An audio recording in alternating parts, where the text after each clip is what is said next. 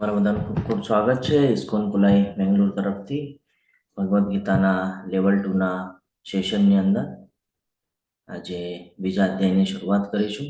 તત્પૂર્વે શ્રી શ્રી રાધા ગોવિંદજીના ચરણોમાં વંદન કરી ગુરુ મહારાજના આશીર્વાદની સાથે ચરણ લઈ અને આજના શુભ દિવસની શરૂઆત. મારો વોઇસ ક્લિયર આવે છે? હરે કૃષ્ણ. હા પ્રભુજી, આવે છે. ઓમ અજ્ઞાનતિમિરાન્ધસ્ય જ્ઞાનાંજનશલાકયા ચક્ષુરુન્મિલિतं येन तस्मै श्रीगुरुवे नमः. श्रीचैतन्यमनोभीष्टं स्थापितं येन भूतले स्वयं रूपं कदा मह्यं ददाति स्वपदान्तिकम्. वन्देऽहं श्रीगुरु श्रीयुतपदकमलं श्रीगुरुन् वैष्णवांश्च श्रीरूपं साग्रजातं सगणरघुनाथान्वितं तं सजीवं साद्वैतं सावधूतं परिजनसहितं श्रीकृष्णचैतन्यदेवं श्रीराधान् कृष्णपादान् सगणललिता श्रीविशाखान्वितांश्च हे कृष्ण करुणा सिंधु दीनबंधो जगतपते गोपेश गोपिकाकांत राधाकांत नमोस्तुते. तप्त कांचन गौरांगी श्री राधे वृंदावनेश्वरी वृषभानुसुते देवी प्रणमामि हरिप्रिये. वाञ्छाकल्पतरुभ्यश्च कृपा सिन्धुभ्येव च पतितानां पावनेभ्यो वैष्णवेभ्यो नमो नमः. नमो ओम विष्णुपादाय कृष्णपृष्ठाय भूतले श्रीमते भक्तिवेदांत स्वामिनिति नामिने नमस्ते सारस्वते देवे गौरवाणी प्रचारिणे निर्विशेष शून्यवादी पाश्चात्य देश तारिणे जय श्री कृष्ण चैतन्य प्रभु नित्यानंद श्री अद्वैत गदाधर श्रीवासादि गौर भक्त वृंद. हरे कृष्ण कृष्ण कृष्ण हरे हरे हरे राम राम राम हरे हरे. हरे कृष्ण. सर्वने दंडवत प्रणाम. હરે કૃષ્ણ પ્રભુજી, દંડવત પ્રણામ. હરે કૃષ્ણ. ગઈકાલના અધ્યાયની અંદર આપણે કયું જ્ઞાન પ્રાપ્ત કર્યું? હરે કૃષ્ણ. કોણ કે છે? જે યાદ હોય એ કહેવાનું છે, ત્યારે આપણે આગળ વધીશું. હરે કૃષ્ણ. જયંત પ્રભુજી બોલો. હરે કૃષ્ણ. હરે કૃષ્ણ પ્રભુજી. અર્જુનનું સૈન્ય નિરીક્ષણ, શંખનાદ અને અર્જુનના યુદ્ધ ન કરવાના 4 કારણો. એમાં પેલું છે કરુણા, કોઈ આનંદ નથી, પાપનો ભય, કૌટુંબિક પરંપરાનો નાશ, અને આજે આવશે અનિર્ણિતા. હરે કૃષ્ણ પ્રભુજી. હરે કૃષ્ણ. ખૂબ સરસ. અર્જુનજી પહેલા તો યુદ્ધ કરવા માટે તૈયાર થયા, હાથમાં ધનુષ ગાંડી ઉપાડી લીધું, અને જ્યારે બંને સૈન્યોની વચ્ચે રથને ઊભો કરવામાં આવ્યો તો ભગવાન શ્રી કૃષ્ણએ અર્જુનજીને યોગ માયામાં મૂકી દીધા છે ને.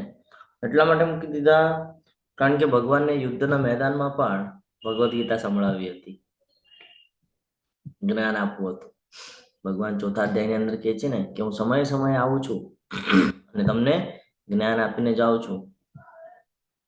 તો આ એક પ્રસંગ છે કે કુરુક્ષેત્રના યુદ્ધની મેદાનની અંદર જ્યારે અર્જુનજીના સારથી તરીકે શ્રી કૃષ્ણ વિરાજમાન છે રથ ઉપર, તો રથને એવી જગ્યાએ લઈ જાય છે કે સામે એમના ગુરુ અને એમના રિલેટિવ નજરે આવે.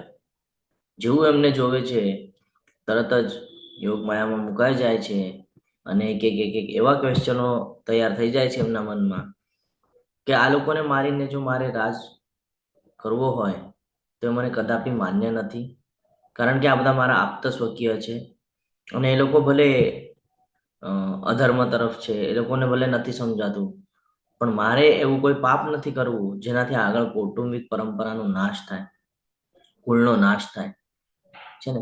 એવી રીતે અર્જુનજી એમની જે માનસિકતા છે અહીંયા સૂચવે છે અને એના પરથી ખબર પડે છે કે જે ધર્મની સાઈડ પર હોય એની વિચારસરણી કેવી છે, જે ભગવાનના ભક્તો હોય એ લોકો કોઈ દિવસે કોઈનું નુકસાન નથી કરતા, એ આપણને અહીંયાથી જ્ઞાન પ્રાપ્ત થયું.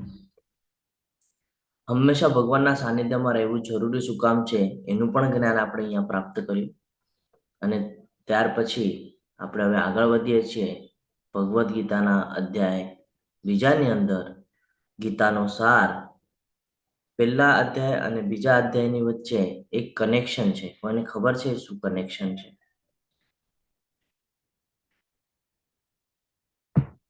હરે કૃષ્ણ.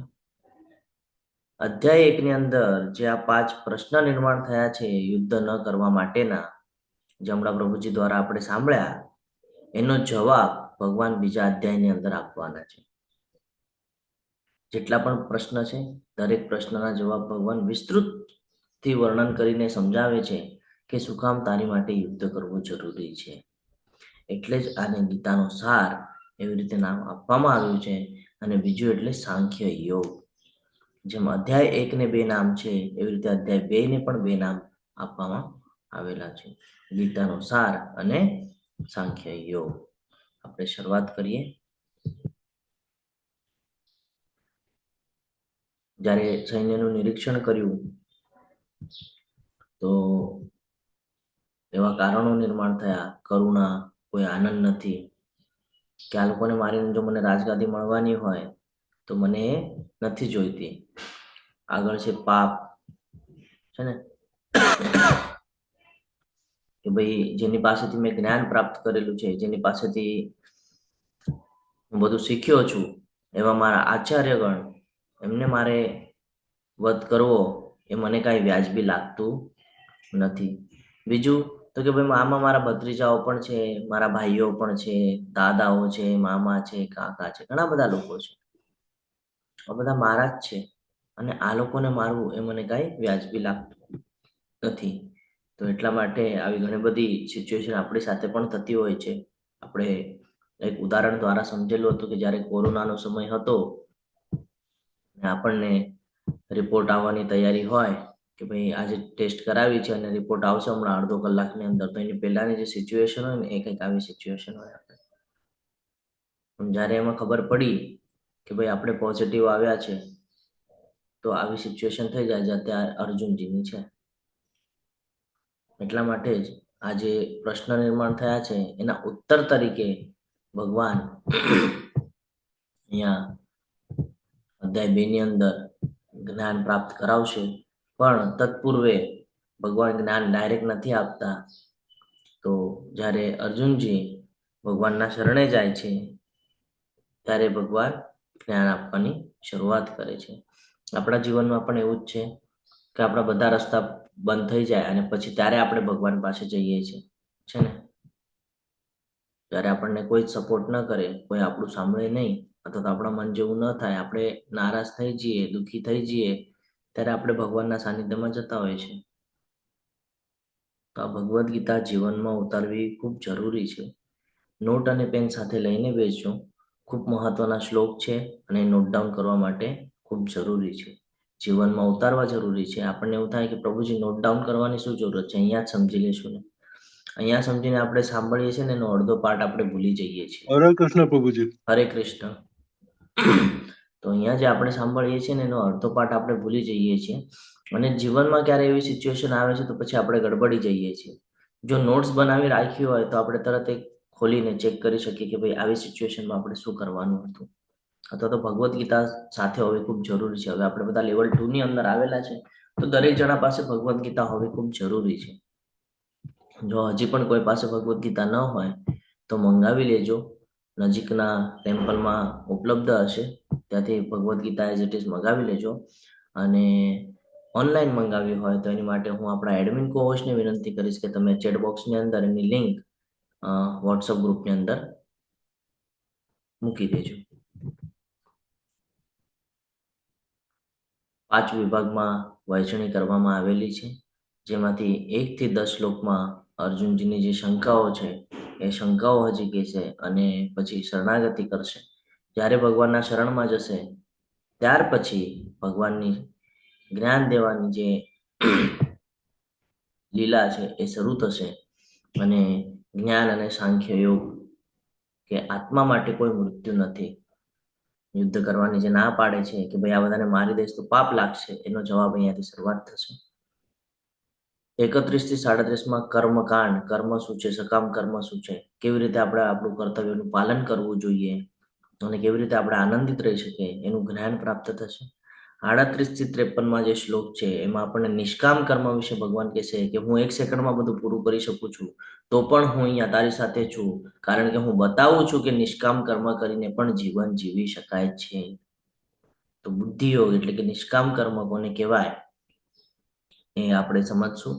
અને છેલ્લા વિભાગની અંદર 54 થી 72 જે શ્લોક છે, આ શ્લોક અત્યંત મહત્વના છે, જેમાં આપણને સ્થિત પ્રજ્ઞની વ્યાખ્યા ખબર પડે છે કે મુક્ત આત્માના લક્ષણો કયા હોય, કઈ આત્મા મુક્ત થઈ શકે છે અને કૃષ્ણ ભાવનામૃતમાં સ્થિર કેવી રીતે થઈ શકાય, ભગવાનની ભક્તિ કેવી રીતે કરી શકાય, એ તમામ પ્રકારનું જ્ઞાન આપણને આ 5 વિભાગની અંદર પ્રાપ્ત થવાનું છે. તો શરૂઆત કરીએ 1 થી 10. અર્જુનજી લડાઈ વિશે પોતાની શંકા વ્યક્ત કરવાનું ચાલુ રાખ્યા પછી દિવ્ય જ્ઞાન માટે તેને શ્રી કૃષ્ણના શરણે જાય છે. ભગવાન ત્યાં સુધી એને જ્ઞાન નથી આપતા જ્યાં સુધી પૂછતો નથી. આપણને એવું થાય કે ભાઈ મારી સાથે શું કામ આવું થાય છે. આપણે ઘણી વાર એમ કહીએ કે ભાઈ હું તો રોજ જાઉં છું ટેમ્પલમાં, તો પણ ભગવાન મારી સાથે, પણ આપણે એવી રીતે ઈચ્છા જ નથી વ્યક્ત કરી કે ભાઈ હું તમારો દાસ છું, હું તમારો સેવક છું, હું તમારો શિષ્ય છું. આવી રીતે આપણે કોઈ દિવસે એક્સેપ્ટ જ નથી કર્યું અને પછી આપણે અપેક્ષાઓ રાખીએ છીએ, છે ને. તો એ જ અહીંયા સમજવાનું છે કે અર્જુનજી જ્યાં સુધી શરણાગતિ નથી કરતા ત્યાં સુધી ભગવાન જ્ઞાન આપતા નથી. શ્લોક 1 થી 3 જે છે એમાં કૃષ્ણ દ્વારા અર્જુનને ખીજાવવું અને તેની કહેવાતી કરુણાનો અસ્વીકાર કરવો. કે અર્જુનજી કહે છે કે પહેલું કારણ જે દીધેલું કરુણા, કે ભાઈ મને કરુણા થઈ રહી છે એટલે મારે કાંઈ યુદ્ધ નથી કરવું, તો ભગવાન આ ઠપકો આપશે, ખીજાશે. કેવી રીતે ખીજાશે ને એ પણ જોજો તમે.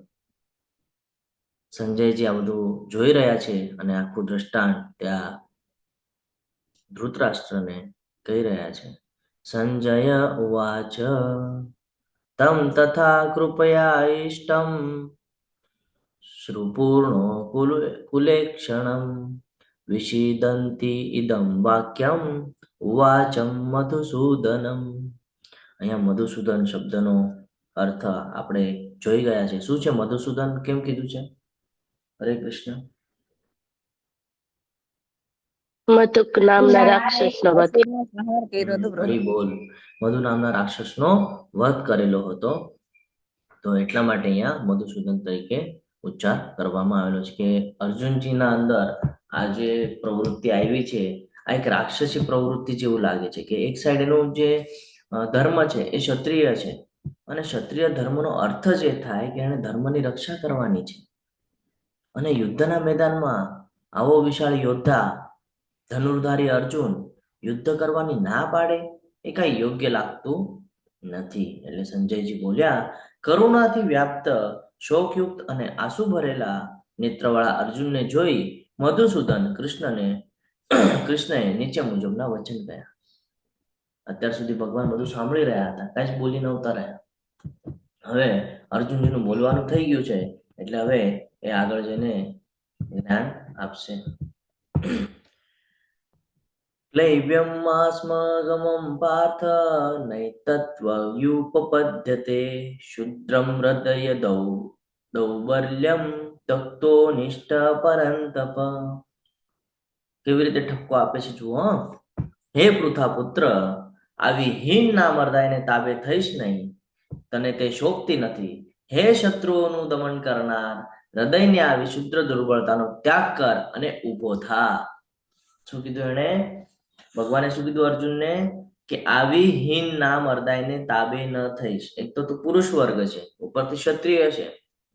ક્ષત્રિયનું લોહી કેવું હોય? એકદમ આવું જુસ્સા વાળું હોય છે ને, ગરમ હોય. તો કે છે તારી આ ના મર્દાય આજે તું કરે છે ને, આ ક્ષત્રિયનું વર્ણન નથી. એમ કે આ ક્ષત્રિય નથી બતાડતું. તું ક્ષત્રિય ધર્મનો છે પણ તું જે આ વર્ણન કરી રહ્યો છે તારું, આ વર્ણન યોગ્ય નથી. એમ કે તો તું આ તને શોભતું નથી. હે શત્રુઓનું દમન કરનાર.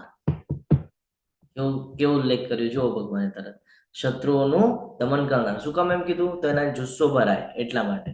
હૃદયને આવી શુદ્ર દુર્બળતાનો ત્યાગ કરીને ઉભો થા. હૃદયને આવી શુદ્ર દુર્બળતા એટલે શું? કે શુદ્ર લોકો હોય ને એ લોકોમાં આવા ગુણ હોય એમ કહેવા માંગે છે ભગવાન.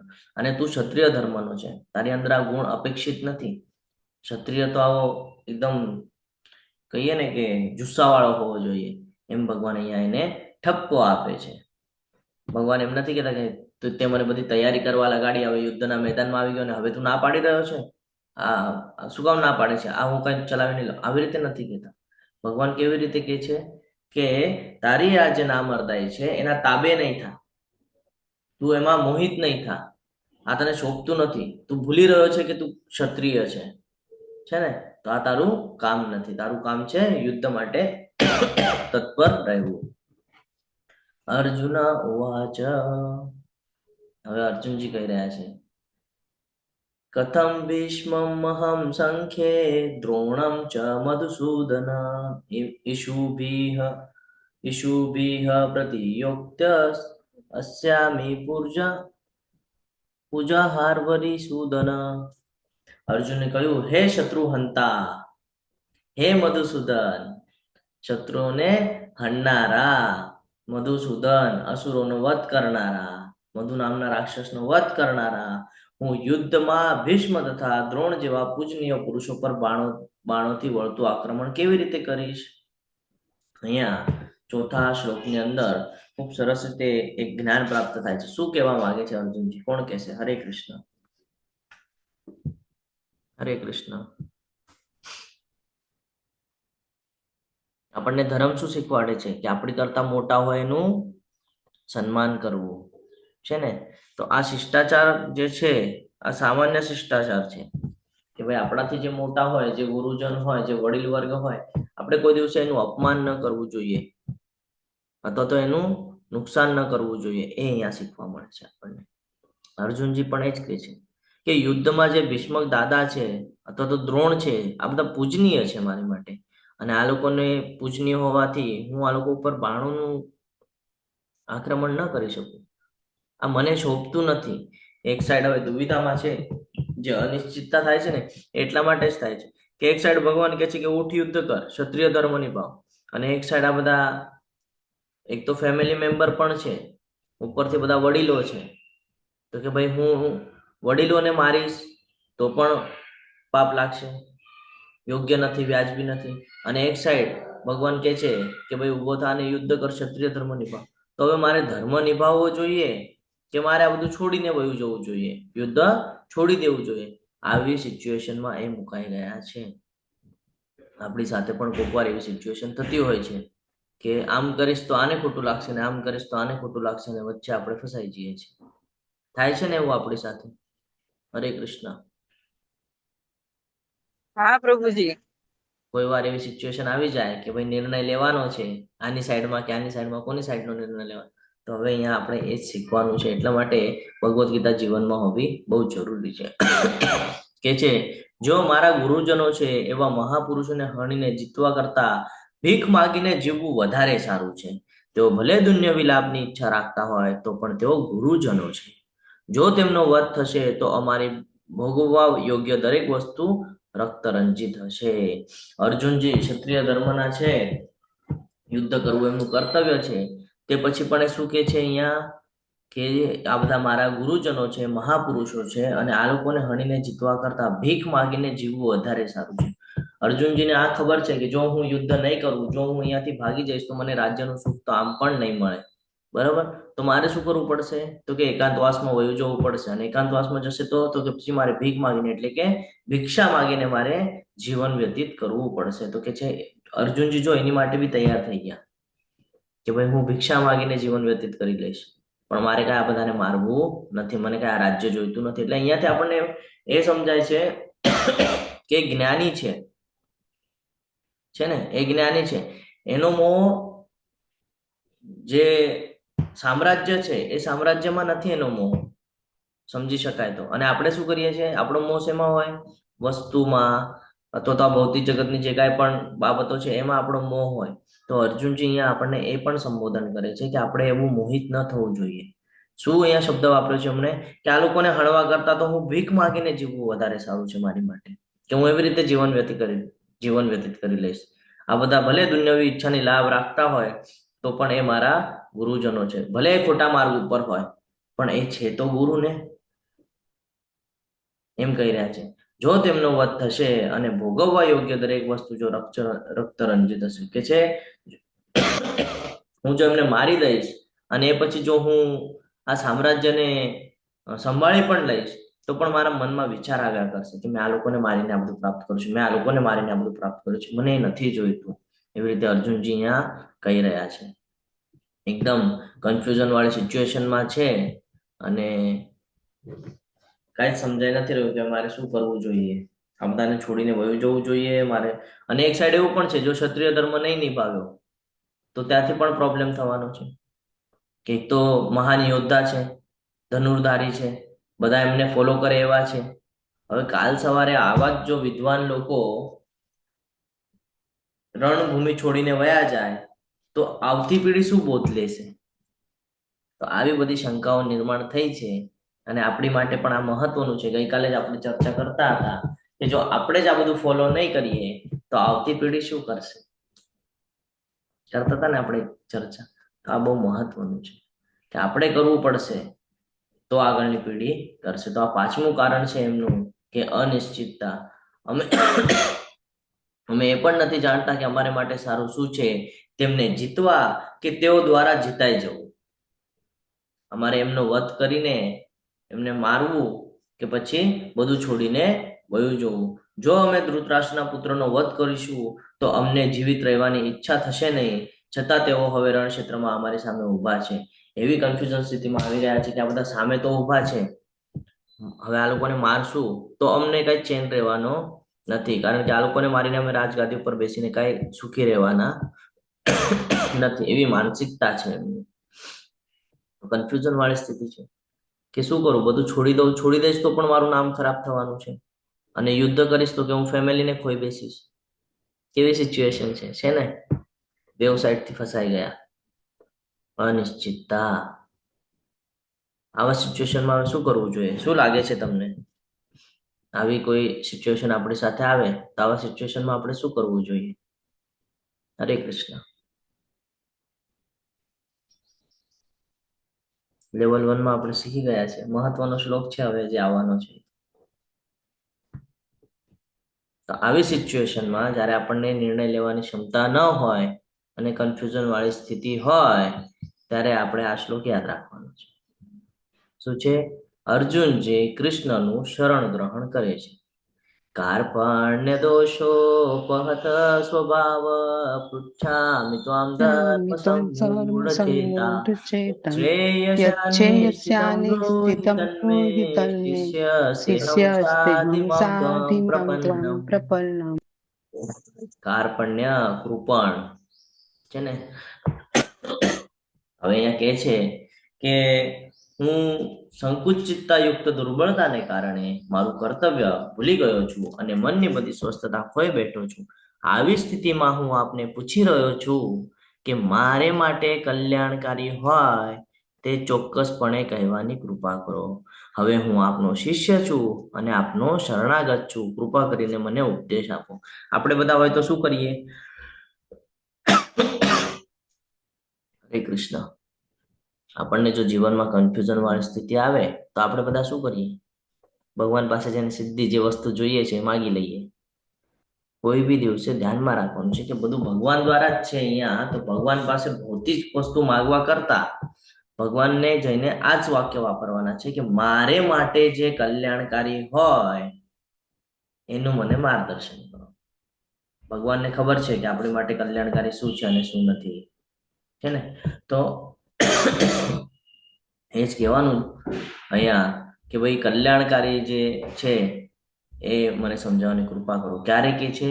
હવે હું આપનો શિષ્ય છું. શિષ્ય થાય છે, ગુરુની જગ્યા આપે છે ભગવાનને, અને ગુરુ શિષ્યની વચ્ચેનો જે સંબંધ છે એ સંબંધ બનાવે છે. અને પછી એમની પાસેથી આવતું જ્ઞાન એમને પ્રાપ્ત થાય છે. અહીંયા કૃપણ શબ્દ વાપરવામાં આવેલો છે. કૃપણ એટલે શું? કોઈ કહેશે? હરે કૃષ્ણ. ખબર છે કોઈને કૃપણ કોને? એક એક્ઝામ્પલની સાથે આપણે સમજીએ કે આપણી સાથે ઘણા બધા પશુ પ્રાણી બધું આપણે જોઈએ છીએ અને આપણે પણ એમ જેવું જ જીવન વ્યતીત કરીએ છીએ. એના જીવનમાં અને આપણા જીવનમાં તફાવત શું છે?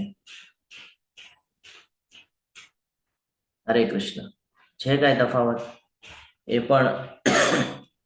પ્રભુજી હર્ષા માતાજી બોલો. હરે કૃષ્ણ. લોકો બોલી નથી શકતા, આપણે બધું બોલી શકીએ છીએ, વિચારી શકીએ છીએ, ને આપણે જે ઈચ્છા કરીએ છીએ, ભગવાને કહે છે ને કે તું ઈચ્છા કર, હું પૂરી કરીશ. તો આપણે આ ભજન કીર્તન ને આપણે બધું કરી શકીએ, એ થોડા કરી શકીએ.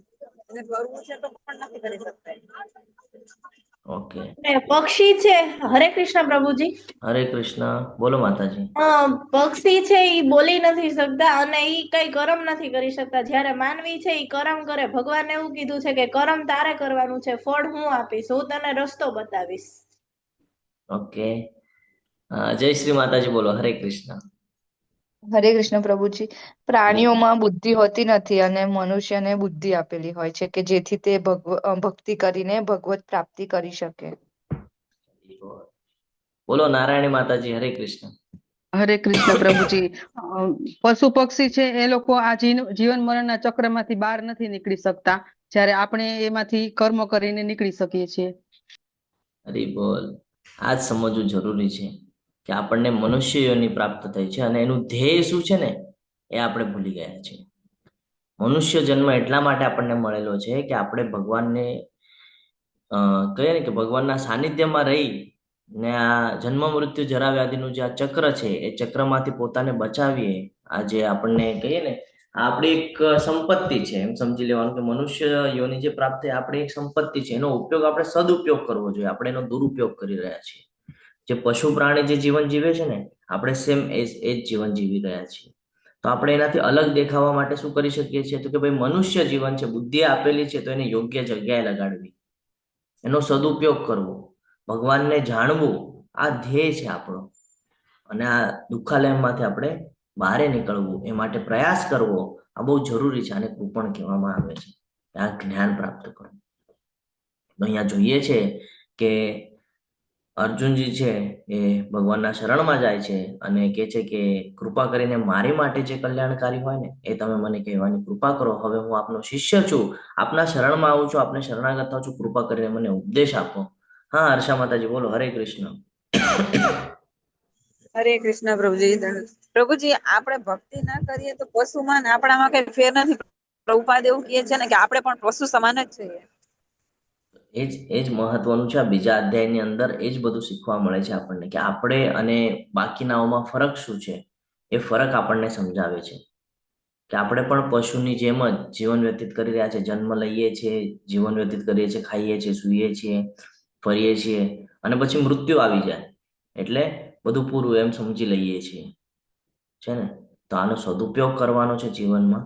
અને આ શ્લોક હંમેશા યાદ રાખવાનો છે કે ક્યારે પણ એવી સિચ્યુએશન આવે કે કન્ફ્યુઝન છે, નથી સમજાઈ રહ્યું, તો હંમેશા ભગવાનના સાનિધ્યમાં રહેવાનું છે અને આ શ્લોક દ્વારા ભગવાનના શરણમાં જવાનું છે. જ્યારે આપણે ભગવાનના શરણમાં જઈએ છીએ તો ભગવાન કોઈને કોઈ માર્ગથી આપણને જ્ઞાન અપાવી દે છે. આગળ કહે છે, મારી ઇન્દ્રિયોને સૂકવી નાખનારા શોકને દૂર કરી શકે એવું કોઈ સાધન મને દેખાતું નથી.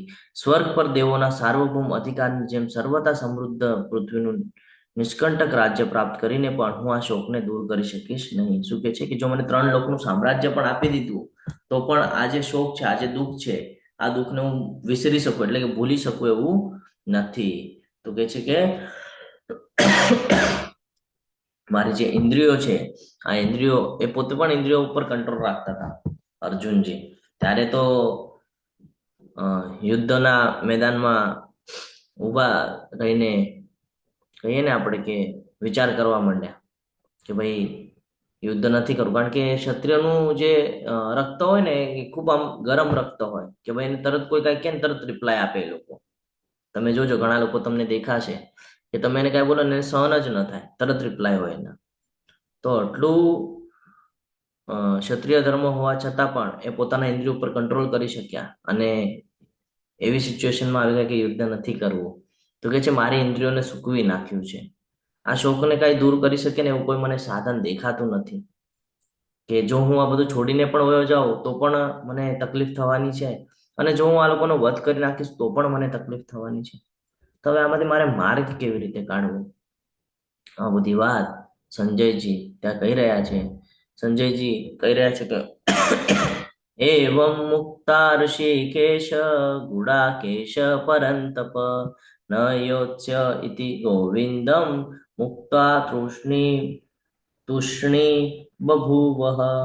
સંજયજી બોલ્યા, આ પ્રમાણે કહ્યા પછી શત્રુઓનું દમન કરનાર અર્જુને કૃષ્ણને કહ્યું, હે ગોવિંદ, હું લડીશ નહીં, અને મૌન થઈ ગયો. ના પાડી દીધી કે ભાઈ મને કોઈ રસ્તો દેખાઈ નથી રહ્યો, કન્ફ્યુઝન થાઉં છું, મને કાંઈ સમજાઈ નથી રહ્યું, અને મારે કાંઈ લડવું નથી. હવે અહીંયા સુધી પહોંચી ગયા કે ભાઈ નથી જ લડવું, ના જ પાડી રહ્યા છે, પણ ભગવાનને શરણાગતિ કરી છે ને એટલે હવે ભગવાન કહે ને ગુરુ શિષ્યના કેરેક્ટરમાં આવી જશે. અહીંયા એક વાત શીખવા જેવી છે આપણે, કે જીવનમાં નિર્ણય કેવા લેવા, ક્યારે લેવા, કેવી રીતે લેવા, આનું જે માર્ગદર્શન છે ને આપણને સાચા ગુરુ દ્વારા જ થઈ શકે. તમે તમારા ફ્રેન્ડ્સ હોય, ફેમિલી હોય, તમે એને પૂછશો ને કોઈ દિવસે કે ભાઈ મને આ નથી સમજાઈ રહ્યું, મને આ સમજાવો, એ કેવી રીતે સમજાવશે ખબર છે? એ એના જ્ઞાન પ્રમાણે તમને સમજાવશે, અથવા તો એના લાભ પ્રમાણે તમને સમજાવવાનો પ્રયત્ન કરશે કે ભાઈ તમારી પાસેથી એને કશો લાભ થઈ રહ્યો છે તો એ પ્રમાણે સમજાવવાનું, એમાં એ લોકોનું પણ કંઈક ને કંઈક હિત હશે, એ રીતે સમજાવશે. જો તમે ટ્રાય કરીને, તો આ પ્રમાણે હોય છે. પણ જયારે આધ્યાત્મિક ગુરુ હોય ને તો એને એક જ હોય કે જે જીવ છે એ ભગવત ધામની પ્રાપ્તિ કરે, આ એનો ઉદ્દેશ હોય. અને આપણો પણ ધ્યેય શું છે? એ જ છે. આપણે ભૂલી ગયા છે માયાદેવીના ચક્કરમાં પડીને કે ભાઈ આપણો ધ્યેય શું છે, આપણને મનુષ્ય યોની શું કામ પ્રાપ્ત થાય, આપણે મનુષ્ય શું કામ બન્યા, એ આપણે બધું ભૂલી ગયા છીએ. તો આ બહુ મહત્વનું છે કે જ્યાં સુધી તમે ગુરુ ન હોય ને જીવનમાં, ત્યાં સુધી આપણો ઉદ્ધાર નિશ્ચિત નથી, કેટલો પણ પ્રયાસ કરીએ. ગુરુ હોવા જરૂર છે. હવે ગુરુની વાત આવે તો ગુરુની વ્યાખ્યા, તો ગુરુ કેવા હોવા જોઈએ? તો સૌથી પહેલા તો શાસ્ત્રોને ફોલો કરનારા હોવા જોઈએ, નિયમને ફોલો કરનારા હોવા જોઈએ, અને સૌથી મહત્વનું એટલે ગુરુ શિષ્ય પરંપરામાં આવતા હોય ને એ ગુરુના સાનિધ્યમાં જવું જરૂરી છે. અહીંયા આપણે જોઈ શકીએ છીએ કે અર્જુનજી પણ ભગવાનના શરણમાં જાય છે ત્યારે એને જ્ઞાન પ્રાપ્ત થાય છે. આપણે પણ એવા ગુરુના શરણમાં જવું જોઈએ કે જ્યાંથી આપણો ઉદ્ધાર થાય. આપણે ઘણા બધા આપણે લેવલ 1 ની અંદર એક ચાપ્ટર છે, એની અંદર આપણે એક સ્લાઇડ જોઈએ છે કે એના હાથમાં સિગરેટ છે, ફોન છે, અને એના પહેરવેશથી જોઈએ તો એવું લાગે કે ભાઈ સાધુ સંત છે. તો એ પોતે ઓલરેડી માયાદેવીના એમાં ફસાયેલા છે, અને આપણને કેવી રીતે કાઢશે? એટલે હંમેશા આ જોવું જરૂરી છે કે ગુરુનું ચયન કરતા વખતે આ બધી બાબતો ખૂબ મહત્વની છે કે ગુરુ કયા માર્ગ ઉપર છે. જ્યારે એ પોતે એ માર્ગ ઉપર છે તો એ આપણને એ માર્ગ પર લઈ જઈ શકે છે. એટલા માટે ગુરુનું ચયન બહુ મહત્વનું છે. અહીંયા કહે છે, તમુવાચ ઋષિકેશ પ્રહસન્નિવ ભારત સેનુયોરુભયોર મધ્યે વિષિદંતિમ ઇદમ વચ. એટલે કહે છે કે હે ભરતવંશી ધૃતરાષ્ટ્ર, તે વખતે બંને સૈન્યોની વચ્ચે ભગવાન કૃષ્ણએ શોકગ્રસ્ત અર્જુનને સ્મિતપૂર્વક આ વચનો કહ્યા. અહીંયા શું કામ શ્લોક આપવામાં આવેલો છે? શું કામ સંજયજી બોલ્યા? કારણ કે જ્યારે ત્યાં ધૃતરાષ્ટ્રને ખબર પડી કે ભાઈ અર્જુન યુદ્ધ કરવાની ના પાડે છે, તો એ અંદર હર્ષ પામવા માંડ્યા, ખુશ થવા માંડ્યા કે ભાઈ હવે યુદ્ધ નથી થવાનું, ચલો ને અર્જુન જ મેન યોદ્ધા હતો અને અર્જુને જ ના પાડી દીધી, એટલે લગભગ આપણી જીત નિશ્ચિત છે. મોહમાં છે ને, પુત્ર મોહમાં છે, એટલે શું વિચાર કરે છે? આપણી જીત નિશ્ચિત છે, તો એ અંદરથી ખુશ થાય છે. તો એ ખુશ થાય છે ને, તો સંજયજી અહીંયા એમને ક્લિયર કરે છે કે તમે ખુશ થાઓ છો, પણ હવે આગળની સિચ્યુએશન જો કેવી રીતે બદલાશે. કે છે હે ભરતવંશી ધૃતરાષ્ટ્ર, ભારતવંશી છે ને, ભરત રાજાથી આ બધું ચાલ્યું આવે છે. તો કે હે ભરતવંશી ધૃતરાષ્ટ્ર, તે વખતે બંને સૈન્યોની વચ્ચે જે રથની ઉપર ભગવાન કૃષ્ણ ઉભા છે અને શોકગ્રસ્ત અર્જુન ઉભો છે, તો અર્જુનને સ્મિત પૂર્વક આ વચનો કહ્યા. જ્યારે સામેની સિચ્યુએશન આપણે જોઈએ તો આ સિચ્યુએશન પણ સમજવી જરૂરી છે કે અર્જુનજી ફૂલ ચિંતામાં છે, કન્ફ્યુઝ વાળી સ્થિતિમાં છે કે મારે શું કરવું જોઈએ સમજાય નથી રહ્યું, અને ભગવાન ત્યાં સ્મિત હાસ્ય કરે છે. આપણને કેવું આપણે ઊભા હોઈએ અને કોઈક પાસે આપણે ફૂલ ટેન્શનમાં હોય ને એને આપણે વાત કરીએ અને આપણને સ્માઇલ આપે તો શું સિચ્યુએશન નિર્માણ થાય? હરે કૃષ્ણ. શું લાગે છે તમને? હરે કૃષ્ણ. સામેવાળાની પરિસ્થિતિ જો તમારે બદલવી હોય તો આ બહુ મહત્વનું છે. ભગવાન પાસેથી આ બધી બાબતો આપણે શીખવા જેવી છે કે ભગવાન કેવી રીતે એને હેન્ડલ કરી રહ્યા છે. અર્જુનજી યુદ્ધના મેદાનમાં ક્ષત્રિય ધર્મનો છે, યુદ્ધના મેદાનમાં યુદ્ધ કરવાની ના પાડે છે, એક એક કારણો આપે છે અને ભગવાન હવે સ્મિત હાસ્ય કરે છે કે ઠીક છે તું ના પાડી રહ્યો છે ને, તો આપણે પણ જ્યારે સામેવાળાનું કોઈ હોય ટેન્શનમાં હોય થોડીક સ્માઇલ કરી દે તો એનું ટેન્શન થોડુંક ઓછું થઈ જાય અને એ પણ ક્યાંક સ્માઇલના લેવલ પર આવી જાય છે. આ બધા બહુ મહત્વના છે, નાના નાના પોઈન્ટ છે પણ શીખવા જેવા છે. નોટ ડાઉન કરી રાખજો, જરૂરી છે. તો ભગવાન અર્જુનની સામે જોવે છે અને સ્મિત હાસ્ય કરે છે અને હવે શરૂઆત થાય છે ભગવાનના જ્ઞાન આપવાના શ્લોકની. હવે અહીંયાથી જ્ઞાન યોગ અથવા તો સાંખ્ય યોગની શરૂઆત થાય છે કે આત્માનું મૃત્યુ થતું નથી. અર્જુનજીના યુદ્ધ ના કરવાનું સૌથી પહેલું કારણ કરુણાનો જવાબ ભગવાન હવે અહીંયાથી આપવાનો શરૂઆત કરે છે. નોટ અને પેન સાથે રાખજો, ન સમજાય તો હેન્ડ રેસ કરીને પૂછી લેજો. શરૂઆત કરીએ. શ્રી ભગવાન વાચ અશોચાન અન્વશોચસ્ત્વમ પ્રજ્ઞાવાદાંશ્ચ ભાષસે ગતાસુ ન ગતાસુશ્ચ નાનુશોચંતિ પંડિતઃ. પૂર્ણ પુરુષોત્તમ પરમેશ્વર બોલ્યા, તું વિપત્તા ભરી વાતો કરે છે, પરંતુ જેનો શોક કરવા જેવો નથી તેની માટે તું શોક કરી રહ્યો છે. જેઓ વિદ્વાન હોય છે ને તેઓ જીવિત કે મૃત માટે શોક કરતા નથી. અર્જુનજી વિદ્વાનો જેવી વાતો કરે છે કે ભાઈ મારે આ લોકોને ન મારવું જોઈએ, આ બધા મારા ગુરુ છે, આચાર્યો છે અને આ લોકોને મારે ન મારવું જોઈએ છે ને. આવી બધી વિપત્તા એટલે મોટા લોકો હોય ને, મોટા લોકો કેવી વાત કરે, સમજદારપણાની વાત કરે. તો તું એવી રીતે વાત તો કરે છે પણ આ તારી અંદર આ જે મલિનતા છે એ ક્યાંથી આવી? કઈ મલિનતા?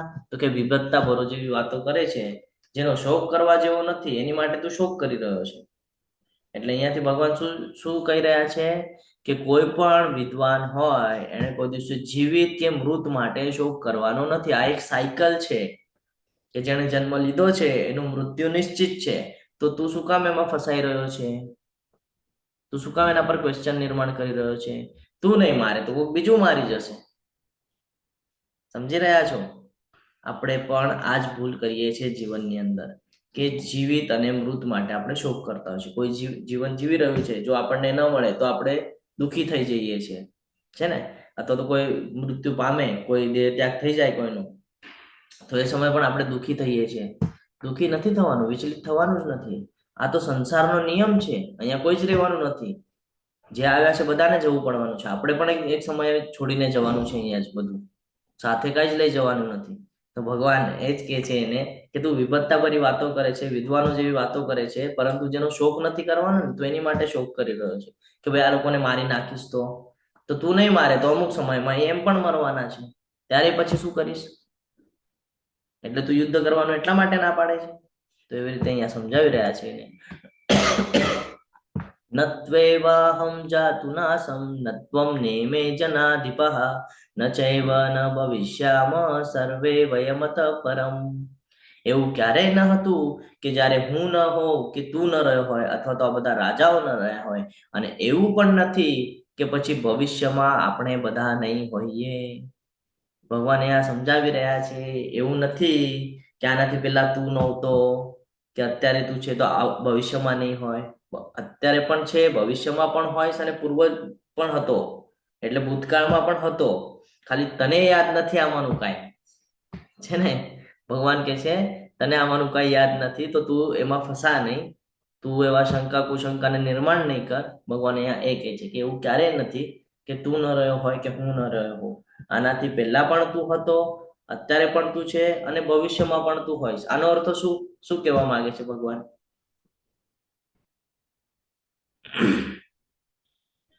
હરે કૃષ્ણ. કેમ લેવલ 1 હરે ભૂલી કૃષ્ણ ગયા? પ્રભુજી. બોલો માતાજી. હરે કૃષ્ણ. એટલે ભગવાન છે એ આપણા હૃદયમાં રહેલા છે અને જન્મ જન્મ એ આપણી સાથે જ છે એમ. એટલે એમ કે છે કે જ્યારે તું ન હતો એવું નથી બનેલું, કે હું સાથે જ છું એમ તારી. ઓકે, હરે કૃષ્ણ. હરે કૃષ્ણ. જય શ્રી માતાજી બોલો. હરે કૃષ્ણ. હરે કૃષ્ણ પ્રભુજી. આમાં એવું કે મતલબ એ રીતે કહેવા માંગે છે કે મતલબ આત્મા અવિનાશી છે, કે જેનું મૃત્યુ પણ નથી, જન્મ પણ નથી એમ. હરે હરી કૃષ્ણ. બોલ. ખૂબ સરસ. આ સમજવાનું છે આપણે કે અહીંયા ભગવાન એ કે છે કે એવું નથી કે તું ન રહ્યો હોય કે હું ન રહ્યો. આનાથી પહેલા પણ તું હતો, હમણાં પણ તું છે, ભવિષ્યમાં પણ તું હોય. શરીર બદલાશે, તું તો એ જ રહેવાનો છે. એટલે આત્મા કોઈ દિવસે મરતી નથી. આત્મા ખાલી ટ્રાવેલ કરે છે. તો સૌથી પહેલું લેસન આપણે લેવલ 1 ની અંદર પણ શીખ્યા હતા. અત્યારે ફરીથી નોટ ડાઉન કરી લો આ શ્લોક પર, કે આપણે એક આત્મા છીએ. આત્માની જર્ની નિશ્ચિત છે. ફોકસ આત્મા પર રાખવાનું છે. શરીર ઉપર રાખશું તો કર્મના બંધનમાં બંધાશું, અને શરીર અહીંયા ને અહીંયા છોડીને વયા જવાના છે. આ શ્લોક ઉપરથી આપણને જ્ઞાન થાય છે ને, કે આનાથી પહેલા પણ આપણે હતા, અત્યારે પણ છીએ, અને ભવિષ્યમાં પણ હશું. હવે આપણને એવું થાય કે કેવી રીતે આપણે સમજીએ પહેલા પણ હતા, તો કે પાછલા જન્મમાં કર્મ એવા કરેલા છે ને, અત્યારે ભોગવી રહ્યા છીએ આપણે. સમજી રહ્યા છો? પાછલા જન્મમાં જે કાંઈ કર્મ આપણે કરેલા છે એ ભોગ ભોગવવા માટે આપણે અહીંયા ફસાઈ ગયા છે. તો હવે એને આ ભગવદ્ ગીતાને જીવનમાં ઉતારી સુધારવું પડશે. અને કેવી રીતે થાય છે? તો કે અલગ અલગ તબક્કામાંથી આપણે પસાર થઈએ છીએ. દેહિનોસ્મિન યથા દેહે કૌમારમ યૌવનમ જરા તથા દેહાંતર પ્રાપ્તિર ધીરસ્તત્ર ન મુહ્યતિ. ધીર પુરુષ કોને કહેવાય? કે જેવી રીતે દેહધારી આત્મા આ વર્તમાન શરીરમાં કુમાર અવસ્થામાંથી યુવા અવસ્થામાં અને પછી વૃદ્ધાવસ્થામાં એમ નિરંતર પસાર થતો રહે છે, તેવી જ રીતે મૃત્યુ પછી આત્મા બીજા શરીરમાં પ્રવેશે છે. અને જે ધીર પુરુષ છે, જેને આ જ્ઞાન છે, એ આવા પરિવર્તનોથી કોઈ દિવસે મૂંઝાતો નથી. ભગવાને ક્લિયર કટ રીતે આપણને એક જ્ઞાન અર્જિત કરાવી દે છે કે આ જે આત્મા છે એ શરીરમાં ક્યાર સુધી રહી શકે છે, એની જર્ની ક્યાર સુધીની છે બોડીની અંદર? તો કે શરીરમાં જન્મ લીધા પછી કુમાર અવસ્થા, યુવા અવસ્થા અને પછી વૃદ્ધાવસ્થા. વૃદ્ધની આગળ કોઈ જતું નથી. તો કે લિમિટ છે એને એક. આ લિમિટ જ્યારે પૂરી થઈ જાય છે ત્યારે એ દેહનો ત્યાગ કરી દે છે, એટલે કે મૃત્યુ, અને પછી એ આત્મા બીજા શરીરમાં પ્રવેશ કરે છે. શ્રીયા માતાજી બોલો. હરે કૃષ્ણ. હેન્ડ રેસ છે, પૂછવું છે કઈ? હરે કૃષ્ણ પ્રભુજી. બોલો હું બોલો. એવું પૂછું છું, કાલે તમે એવી વાત કરેલી હતી કે આત્મા છે ઈ 12 થી 13 દિવસ સુધી, જ્યાં સુધી એની પિંડદાન વિધિ ના થાય ત્યાં સુધી ત્યાં જ રહે છે. તો ઈ બીજે કઈ રીતે જન્મ લે છે?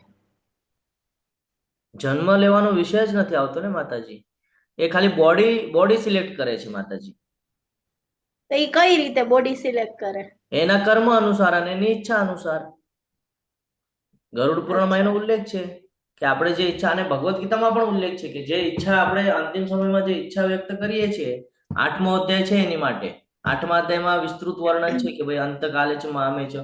અંતકાલે જો કોઈ મારું સ્મરણ કરી લે તો મારા ધામમાં આવશે, અને જો કોઈ બીજું સ્મરણ કરી લેશે, તો આપણે હરણની કથા જોઈ હતી ભરત મહારાજની, કે હરણમાં એમનું સ્મરણ રહી ગયું, તો આવતો જન્મ એમને હરણ ન લેવો પડ્યો. તો કેમ કે ડિપેન્ડ જો આપણે. જ્યારે પ્લેન ક્રેશ થયું ત્યારે તો કોઈને ખબર નહોતી ને કે ઉપરથી પ્લેન પડશે, ને ઈચ્છા વ્યક્ત કરવાનો કોઈને ટાઈમ નહોતો. જ્યારે એક્સિડન્ટ થાય છે, ભૂકંપ થાય છે, કે બોમ્બ વિસ્ફોટ થાય છે, ત્યારે તો કોઈ અંતિમ વિસ્ફોટ ઈચ્છા નક્કી ન હોય, તો કઈ રીતે જન્મ લઈ શકે? એટલા જ માટે ભગવાન આપણને 8મા અધ્યાયમાં જ્ઞાન આપે છે કે જો તને આવી સિચ્યુએશન આવી જાય કે અંતિમ સમયમાં તને ખબર નથી તારો અંતિમ સમય ક્યારે છે, તારું એક્સિડન્ટ થવાનું છે કે શું થવાનું છે, તને ખબર નથી, અને આવી જાય તો તું શું કરીશ? તો એનાથી બચવા માટે જ ભગવાન કહે છે, મન આબો મત ભક્તો મધ્યાજીમાં નમસ્કુર. મારી શરણ મારે, મારી ભક્તિ કર, મારું સ્મરણ કર, એટલે તું સીધો મારા ધામમાં આવીશ. કે છે ને અંતકાલે છો મામે છો. એટલા માટે તો કે છે આપણે 8મા અધ્યાયમાં એ ડિટેલ્સમાં શીખશું. હા એલા માતાજી બોલો. હરે કૃષ્ણ. હરે કૃષ્ણ પ્રભુજી. પ્રણામ પ્રભુજી. એમનું લાઈવ ઉદાહરણ એક છે, કાલે ડીઓટીમાં એક ડીઓટીના ઘરે ડોટર આવી છે, તો એના કપાળ ઉપર બ્લડ થી તિલક કરેલું હોય ને એવું સિમ્બોલ છે. એવું હશે તો હું ગ્રુપમાં શેર કરીશ. એટલે આ જન્મમાં જો ભક્તિ કરેલી હોય તો આવતા જન્મમાં તમને ભક્તના ઘરે અવતાર મળે છે, અને નેચરલી તિલક છે. હરી બોલ. તો આ પણ બહુ મહત્વનું છે. ભગવાન કહે છે ને કે સારા કુળમાં મોકલાવીશ, છે ને ગર્ભ શ્રીમંત લોકોના કુળમાં પણ મોકલાવીશ. આપણી ઈચ્છાના આધારે આપણે જઈએ છીએ. આજના અધ્યાયમાં આપણને એ જ સમજાશે કે આપણે આપણી જર્ની કેવી રીતે નિશ્ચિત કરી રહ્યા છીએ. તો આજે ભગવાન હા બોલો પૂછી માતાજી. આજે જે લોકો પૈસાદાર છે એ લોકો ઘેરની ગોળી લઈને સૂતા હોય છે, બરાબર છે. તો ઈ લોકોએ ગર્ભ શ્રીમંત કુળમાં તો જન્મ લીધો, પણ એક શાંતિની ઊંઘ નથી લઈ શકતા, જે ગરીબ લોકો લઈ શકે છે. તો ઈ ગર્ભ શ્રીમંત નું મને ના સમજાણું કે ગર્ભ શ્રીમંત માં એને જન્મ તો લીધો, પણ એને શાંતિ ક્યાંય નથી, કે ઈ ઊંઘ નથી લઈ શકતા વ્યવસ્થિત, એને ઘેનની દવા લેવી પડે છે. માતાજી આ જ ક્વેશ્ચન છે ને, જયારે આપણો ક્લાસ હમણાં પૂરો થાય ને એટલે તમે મને પૂછજો, એટલે હું તમને વિસ્તૃતમાં એનું વર્ણન કરીને સમજાવીશ કે એ લોકોનો કેમ જન્મ ગર્ભ શ્રીમંતમાં થયો છે, અને જેનો જન્મ ગર્ભ શ્રીમંતમાં થાય છે એ કેમ ભગવાનથી દૂર હોય છે ને, એ પણ આપણે ચર્ચા કરશું. હું તમારા બધા ડાઉટ્સ ક્લિયર કરાવી દઈશ, ચિંતા નહીં કરતા. ઓકે, હરે કૃષ્ણ પ્રભુજી. હરે કૃષ્ણ. તો કે છે કે જેવી રીતે દેહધારી આત્મા આ વર્તમાન શરીરની અંદર કુમાર અવસ્થામાંથી યુવા અવસ્થામાં અને પછી વૃદ્ધાવસ્થામાં એમ નિરંતર પસાર થતો રહે છે, તેવી જ રીતે મૃત્યુ પછી આત્મા બીજા શરીરમાં પ્રવેશ કરે છે, અને જે ધીર પુરુષ હોય છે એ આ પરિવર્તનથી કોઈ દિવસે મૂંઝાતો નથી. એને ખબર છે કે આ સંસારનો નિયમ છે, જન્મ થયો છે તો મૃત્યુ નિશ્ચિત છે. ફરક એટલો જ છે, કોઈ કુમાર અવસ્થામાં જાય છે, કોઈ યુવા અવસ્થામાં જાય છે, કોઈ વૃદ્ધ અવસ્થામાં જાય છે. આ ડિપેન્ડ કરે છે એના કર્મ અને ઈચ્છા ઉપર.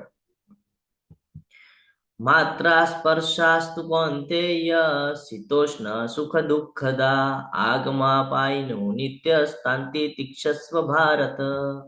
હે કુંતી પુત્ર, સુખ તથા દુઃખનું ક્ષણિક આવવું અને કાળાંતરે તેમનું અદૃશ્ય થવું શિયાળા તથા ઉનાળાની ઋતુઓના આવવા તથા જવા સમાન છે.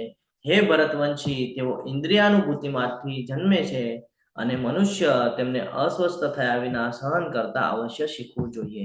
ભગવાન એ આપણને ખૂબ સરસ ઉદાહરણ દ્વારા સમજાવે છે, એટલે અર્જુનજીને કહી રહ્યા છે, પણ ઇનડાયરેક્ટલી આપણે સમજવાનું છે આ બધું, કારણ અર્જુનજીની જગ્યાએ અત્યારે આપણે પોતાને રાખવાનું છે. સુખ અને દુઃખ આ જીવનમાં આવવાના જ છે. પછી એ ગર્ભ શ્રીમંત લોકો હોય એટલે બહુ અમીર લોકો હોય અથવા તો બહુ ગરીબ હોય, દરેકના જીવનમાં આ સિચ્યુએશન આવે જ છે. અને કેવું છે એ ભગવાન અહીંયા ઉચ્ચારણમાં જ કહે છે કે સુખ તથા દુઃખનું ક્ષણિક આવવું, ક્ષણિક થોડા સમય માટે આવે છે. આપણને લાગે કે ભાઈ મારા જીવનમાં તો કઈ દુઃખ નથી, બહુ એકદમ સારી જિંદગી છે, સારું જીવન જીવું છું, એમાં પણ પ્રોબ્લેમ છે. તમે બહુ સારું જીવો છો પણ તમે ભગવાનની ભક્તિ ભૂલી જાઓ છો, એટલે ફરી પાછા તમે ફરીને અહીંયા જ આવવાના છો. અથવા તો બહુ દુઃખ છે, તો બહુ દુઃખ હોય તો આપણે શું કરીએ? એક તો ન કરવા જેવા કામ કરી નાખીએ. દુઃખ થાય ત્યારે આપણે ન કરવા જેવા કામ કરીએ, અને બહુ દુઃખ થઈ જાય તો સુસાઇડ કરી નાખીએ, તો કે ત્યારે બી પાછું અહીંયા નીચે જવાનું છે, એમાં કોઈ ઉપર જવાનું નથી, સારા યોનિઓ પ્રાપ્ત થવાની નથી. શ્રેયા માતાજી બોલો, હરે કૃષ્ણ. હરે કૃષ્ણ પ્રભુજી. ક્યારેક ક્યારેક આપણે બહુ મુશ્કેલીમાં હોઈએ તો આપણને ઘરે રડવું ઓછું આવે, પણ જયારે મંદિરમાં આરતી થતી હોય છે કે ભગવાન સામે આંખથી આંખ મિલાવેલી હોય છે, ત્યારે આપણને કોન્સ્ટન્ટલી રડવું આવે છે. તો એનું કારણ શું? ત્યાંનું એટમોસ્ફિયર અને ભગવાન પ્રત્યે આપણો જે આપણે એની ચર્ચા કરીએ માતાજી લાસ્ટમાં. તમારા ક્વેશ્ચન તો ખૂબ સરસ છે, એના ઉપર બહુ વિસ્તૃતમાં વર્ણન કરી શકીએ એવા છે, તો લાસ્ટમાં મને આપણે યાદ અપાવજો.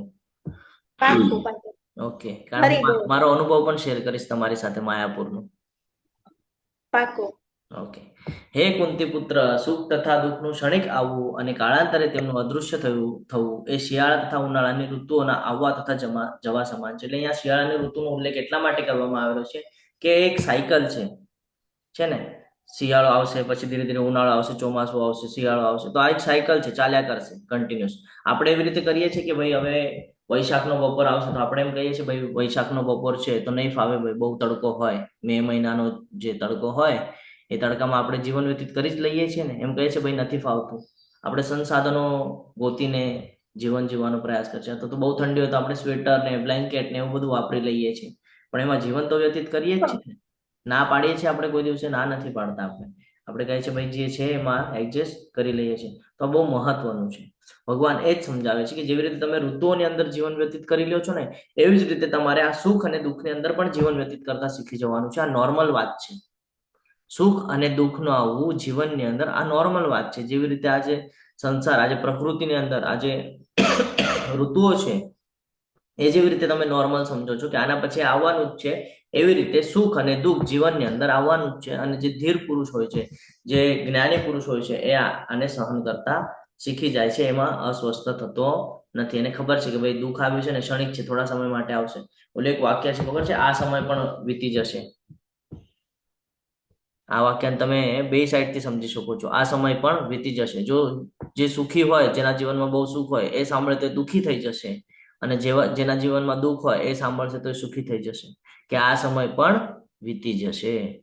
તો આમાં જીવન જીવવું જ પડવાનું છે આપણને, એમાં આપણને કોઈ છૂટ આપેલી નથી. તો જેમ ઋતુઓની અંદર આપણે જીવન વ્યતીત કરતા શીખી જઈએ છીએ, એવી જ રીતે સુખ અને દુઃખ આવે ત્યારે પણ આપણે જીવન વ્યતીત કરતા શીખવાનું છે. એમાં આપણે વિચલિત થવાનું નથી. અહીંયા વિચલિત થઈએ છીએ એટલે આપણે આપણું જીવન બગાડી લઈએ છીએ. એટલે અહીંયા અસ્વસ્થ થવાનું નથી. એવી રીતે ભગવાન આપણને અહીંયા જ્ઞાન આપે છે. હે પુરુષ શ્રેષ્ઠ અર્જુન, જે પુરુષ સુખ તથા દુઃખમાં વિચલિત થતો નથી અને બંનેમાં સમાન રહે છે, તે મુક્તિ પામવા માટે સર્વથા યોગ્ય છે. કોણ મુક્તિ પ્રાપ્ત કરી શકે એ અહીંયા કહે છે. કોણ પ્રાપ્ત કરી શકે? તો કે જે સુખ અને દુઃખને સમાન નજરે જોવે છે, જેની માટે સુખ અને દુઃખ બંને સમાન છે, એ જ મુક્તિ પ્રાપ્ત કરી શકે છે. કારણ સુખ અને દુઃખ એમાં જો વિચલિત થઈ ગયા, અને દરેક મનુષ્ય એમાં જ વિચલિત થાય છે. કેવી રીતે આપણે એક્ઝામ્પલની સાથે સમજીએ. તમે બહુ ખુશ હો અને મારે તમારી પાસેથી કોઈ કામ કરાવવું હોય, તો તમે જ્યારે ખુશ હો ને ત્યારે હું તમારી પાસે આવીને તમને ખાલી એટલું કહું ને કે મારું આ કામ છે, તમે મને ના જ નહીં પાડો, તમે હા પાડી દેશો, તો ત્યારે આપણી સૌથી મોટી ભૂલ થાય છે. ધ્યાનમાં રાખવાનું છે. જ્યારે આપણે બહુ ખુશ હોય ને ત્યારે નિર્ણય નહીં લેવાના, કારણ કે આપણા નિર્ણય ખોટા જાય. અને જ્યારે બહુ દુઃખી હોય ને ત્યારે પણ નિર્ણય લેવાના. એ પણ સિચ્યુએશન એવી છે કે જ્યારે આપણે બહુ દુઃખી હોય, ક્રોધમાં હોઈએ અને કોઈ આપણી પાસે આવે તો આપણે તરત ન બોલવા જેવા વેણ બોલી નાખીએ છીએ, ન કરવા જેવા કર્મ કરી નાખીએ છીએ, તો ત્યારે પણ આપણું નુકસાન થાય છે. એટલે ભગવાન કહે છે કે સુખ હોય દુઃખ હોય એમાં ન્યુટ્રલ રહો. ન્યુટ્રલ રહેશો, વિચલિત નહીં થાવ, તો તમે પાર ઉતરી જશો. હવે આપણને આધ્યાત્મિકમાં પણ જરૂરી છે, અને આ ભૌતિક જગતમાં જીવન જીવતા જીવતા પણ આ જરૂરી છે કે સુખ અને દુઃખ આવે તો આપણે એને બેલેન્સ કરી લેવાનું છે, ન્યુટ્રલ રાખવાનું છે. દુઃખ આવે તો વિચલિત નથી થવાનું, સુખ આવે તો પણ ગડબડી નથી જવાનું. ભાઈ બહુ આપણા મન જેવું થઈ ગયું, આપણા મન જેવું બધું થાય છે, ભગવાનના કૃપાથી થાય છે, આપણે એમાં કોઈ છીએ નહીં. ભગવાન ચાહે તો આપણને ઉપર પણ બેસાડી શકશે ને ચાહે તો નીચે પણ નરકમાં પણ મોકલાવી દેશે 2 મિનિટમાં, છે ને. એટલે આપણે એવું સમજવાનું નથી કે ભાઈ મારા દ્વારા બધું થયું. બધું પ્રકૃતિ અને ભગવાનના હેઠળ જ થઈ રહ્યું છે. એટલે આપણે જો મુક્તિ પ્રાપ્ત કરવી હોય તો આપણે એમાં વિચલિત થવાનું નથી. આ એક સિસ્ટમ ભગવાને બનાવી આપી છે આપણને. જેવી રીતે ઋતુઓ આવ્યા કરે છે, એવી રીતે આપણા જીવનની અંદર સુખ અને દુઃખ આવ્યા કરે છે. સત્યના દ્રષ્ટાઓ એવા નિષ્કર્ષ પર આવ્યા છે કે અસત એટલે કે ભૌતિક શરીરનું કોઈ સ્થાયિત્વ નથી, અને સત એટલે કે આત્માનું કોઈ પરિવર્તન નથી. આ બંનેની પ્રકૃતિના અધ્યયન દ્વારા તેમણે આવો નિર્ણય કર્યો છે. એટલે જે માયાવાદીઓ છે અથવા તો જે અષ્ટાંગ યોગ કરે છે, એ લોકોની અહીંયા વાત કરે છે કે સત્યના દ્રષ્ટાઓ એટલે જે લોકો ભગવત પ્રાપ્તિ માટે જે પ્રયત્ન કરતા હોય. આપણે એક ઉદાહરણ જોયું, બ્રહ્મ, પરમાત્મા અને ભગવાન. તો અમુક લોકો બ્રહ્મને માનતા હોય છે ને, નિર્વિશેષવાદીઓ છે બ્રહ્મને માનતા હોય. અમુક લોકો ભગવાન, પરમાત્માને અને ભગવાન. તો આ અલગ અલગ સ્ટેજ છે. આપણે લેવલ 1 ની અંદર એનું વિસ્તૃત વર્ણન જોઈ ગયા છે. આપણે એક સૂર્યનું ઉદાહરણ લીધેલું હતું કે સૂર્યનો પ્રકાશ, સૂર્યગ્રહ અને સૂર્ય દેવતા, આવી રીતે આપણે ઉદાહરણ લીધેલું. તો એ જ અહીંયા સમજાવે છે કે સત્યના દ્રષ્ટાઓ એવા નિષ્કર્ષ પર આવ્યા છે કે અસત એટલે કે ભૌતિક શરીરનું કોઈ સ્થાયિત્વ નથી, અને સત એટલે કે આત્માનું કોઈ પરિવર્તન નથી. એવી રીતે તો આ સમજવું બહુ જરૂરી છે આપણે, કે આપણે શું છીએ અને આપણે શું કરવાનું છે. આનું જ્ઞાન હોવું બહુ જરૂરી છે. આ બંનેની પ્રકૃતિના અધ્યયન દ્વારા તેમણે આવો નિષ્કર્ષ નિર્ણય આવ્યો છે. જ્યારે એ લોકો પ્રયત્ન કરે છે અને જ્યારે બ્રહ્મ સુધી પહોંચે છે, ત્યાં પહોંચ્યા પછી લોકોને એવું ખબર પડે છે કે ભાઈ અહીંયા તો હજી એન્ડ પોઈન્ટ નથી, હજી તો આગળ જવાનું છે. પછી ત્યાંથી પાછા પ્રયત્ન કરે છે અને પછી ધીરે ધીરે પ્રયાસ કરે છે. પણ એ સ્ટેપ બાય સ્ટેપ જાય છે. અને આપણી જે ભક્તિ છે, આ જે ભક્તિ માર્ગ છે, આ ભક્તિ માર્ગ આપણને ડાયરેક્ટ સીધું ભગવાનના ધામમાં લઈ જાય છે. તો બે અલગ અલગ ડિફરન્સ છે જે આપણે આગળના અધ્યાયોમાં શીખવાના છીએ. ઓકે. જે સમગ્ર શરીરમાં વ્યાપ્ત છે તેને જ તું અવિનાશી જાણ, અને તે અવિનાશી આત્માનો નાશ કરવા કોઈ જ સમર્થ નથી. અહીંયા કહે છે કે સમગ્ર શરીરની અંદર વ્યાપ્ત છે. આત્મા ખૂબ નાની છે, આપણને બધાને ખબર છે. આત્માનું કદ પણ આપણને ખબર છે કે વાળના અગ્રભાગનો જે 10,000મો ભાગ હોય એ આપણા આત્માનું કદ છે. તો કે છે સમગ્ર શરીરની અંદર વ્યાપ્ત છે. કેવી રીતે? શરીરની અંદર આત્મા હોય. આપણે એક એક્ઝામ્પલની સાથે સમજીએ તો આપણા ઘરના અંદર લાઇટ છે, ઇલેક્ટ્રિસિટી, બરાબર. હવે સમજો મારે પંખો ચાલુ કરવો હોય તો હું બટન દબાવીશ અને પંખો ચાલુ થશે. તો એ જે પ્રવાહ કરવા માટે શું આપેલું છે? એક વાયર આપેલી છે. એ વાયરના અંદરથી કરંટ જાય છે. ઓકે, બાકી જે એનર્જી જે છે, જે ઇલેક્ટ્રિસિટી છે, એ તો ઇલેક્ટ્રિસિટી બોર્ડમાંથી આવે છે સીધી. તો સેમ એઝ આપણું શરીર છે, એ શરીરના અંદર ઇલેક્ટ્રિસિટી બોર્ડ એટલે આપણી આત્મા છે, અને ત્યાંથી જે કરંટ પાસ થાય છે એટલે આપણે આ જે ચેતના છે એ ચેતના, કે જ્યારે આપણે બટન દબાવે તો પંખો ફરે છે, એવી રીતે જ્યારે આપણી ઈચ્છા થાય છે આપણે બોલીએ છીએ, શેના બેઝ પર? ચેતના. ચેતના છે એટલે હું બોલી શકું છું, ચેતના છે એટલે હું હાથ અહીંયા ત્યાં ફેરવી શકું છું, ચેતના છે એટલે હું જોઈ શકું છું. ચેતના જ નહીં હોય તો હું કઈ કરી શકીશ કે નહીં? તો એ બોડી કઈ કામની નહીં રહે. એટલે કે એવી રીતે આપણે સમજીએ કે લકવો મારી ગયેલું શરીર હોય, એના અંદર જીવ હોય છે, પણ એ લકવો મારી ગયું છે, એના અંદર ચેતના નથી, કઈ કરી નથી શકતો. એવી કઈક સિચ્યુએશન. સમજાઈ રહ્યું છે? હરે કૃષ્ણ. હરે કૃષ્ણ. કેમ કોઈનો અવાજ નથી આવતો? મારો અવાજ આવે છે તમને? હા પ્રભુજી આવે છે. ઓકે, હા. તો જે ચેતના છે ત્યાં સુધી જ આપણને આ બોડી હલનચલન કરી શકે છે. પરંતુ એવું નથી કે ચેતના નથી તો આપણે મૃત છીએ. અંદર જીવ છે ને, આત્મા છે. આત્મા નથી એવું નથી, આત્મા છે, પણ ક્યારે એ ઓપરેટ થઈ શકે છે? જ્યારે ચેતના છે, એટલે જે પાવર, જે એનર્જી છે, એ એનર્જીની વાત કરે છે અહીંયા. પારુલ માતાજી બોલો. હરે કૃષ્ણ. કઈ કેવું છે? તમારો હેન્ડ રેસ છે. ઓકે, તો આ સમજવું બહુ જરૂરી છે. ઘણા બધા લોકોને એવું લાગે કે ભાઈ આત્માનો નાશ થઈ જાય છે, તો આત્માનો નાશ નથી થતો. એ જ હવે અહીંયા આગળ આપણને ભગવાન સમજાવશે. અવિનાશી, અમાપ તથા સનાતન જીવના ભૌતિક શરીરનો નાશ અવશ્ય થાય છે, માટે હે ભરતવંશી યુદ્ધ કર. શું કે છે? કે આ જે શરીર છે, આ શરીરનો નાશ થાય છે, આત્માનો નાશ થતો નથી.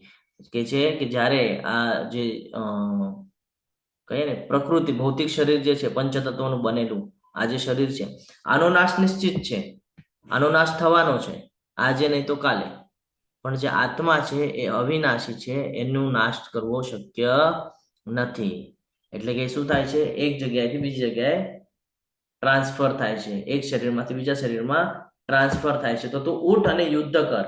તને જો એમ લાગતું હોય કે હું આ લોકોને મારીશ તો મને પાપ લાગશે, તને પાપ નહીં લાગે, કારણ કે તું મારે છે એ શરીર છે, અને આત્મા જે છે એ અવિનાશી છે, તો તને પાપ લાગશે નહીં. તું ખાલી એ શરીરને મારે છે. કેમ એ શરીરને મારવું જરૂર છે? કારણ કે શરીર દ્વારા અધર્મ થઈ રહ્યો છે.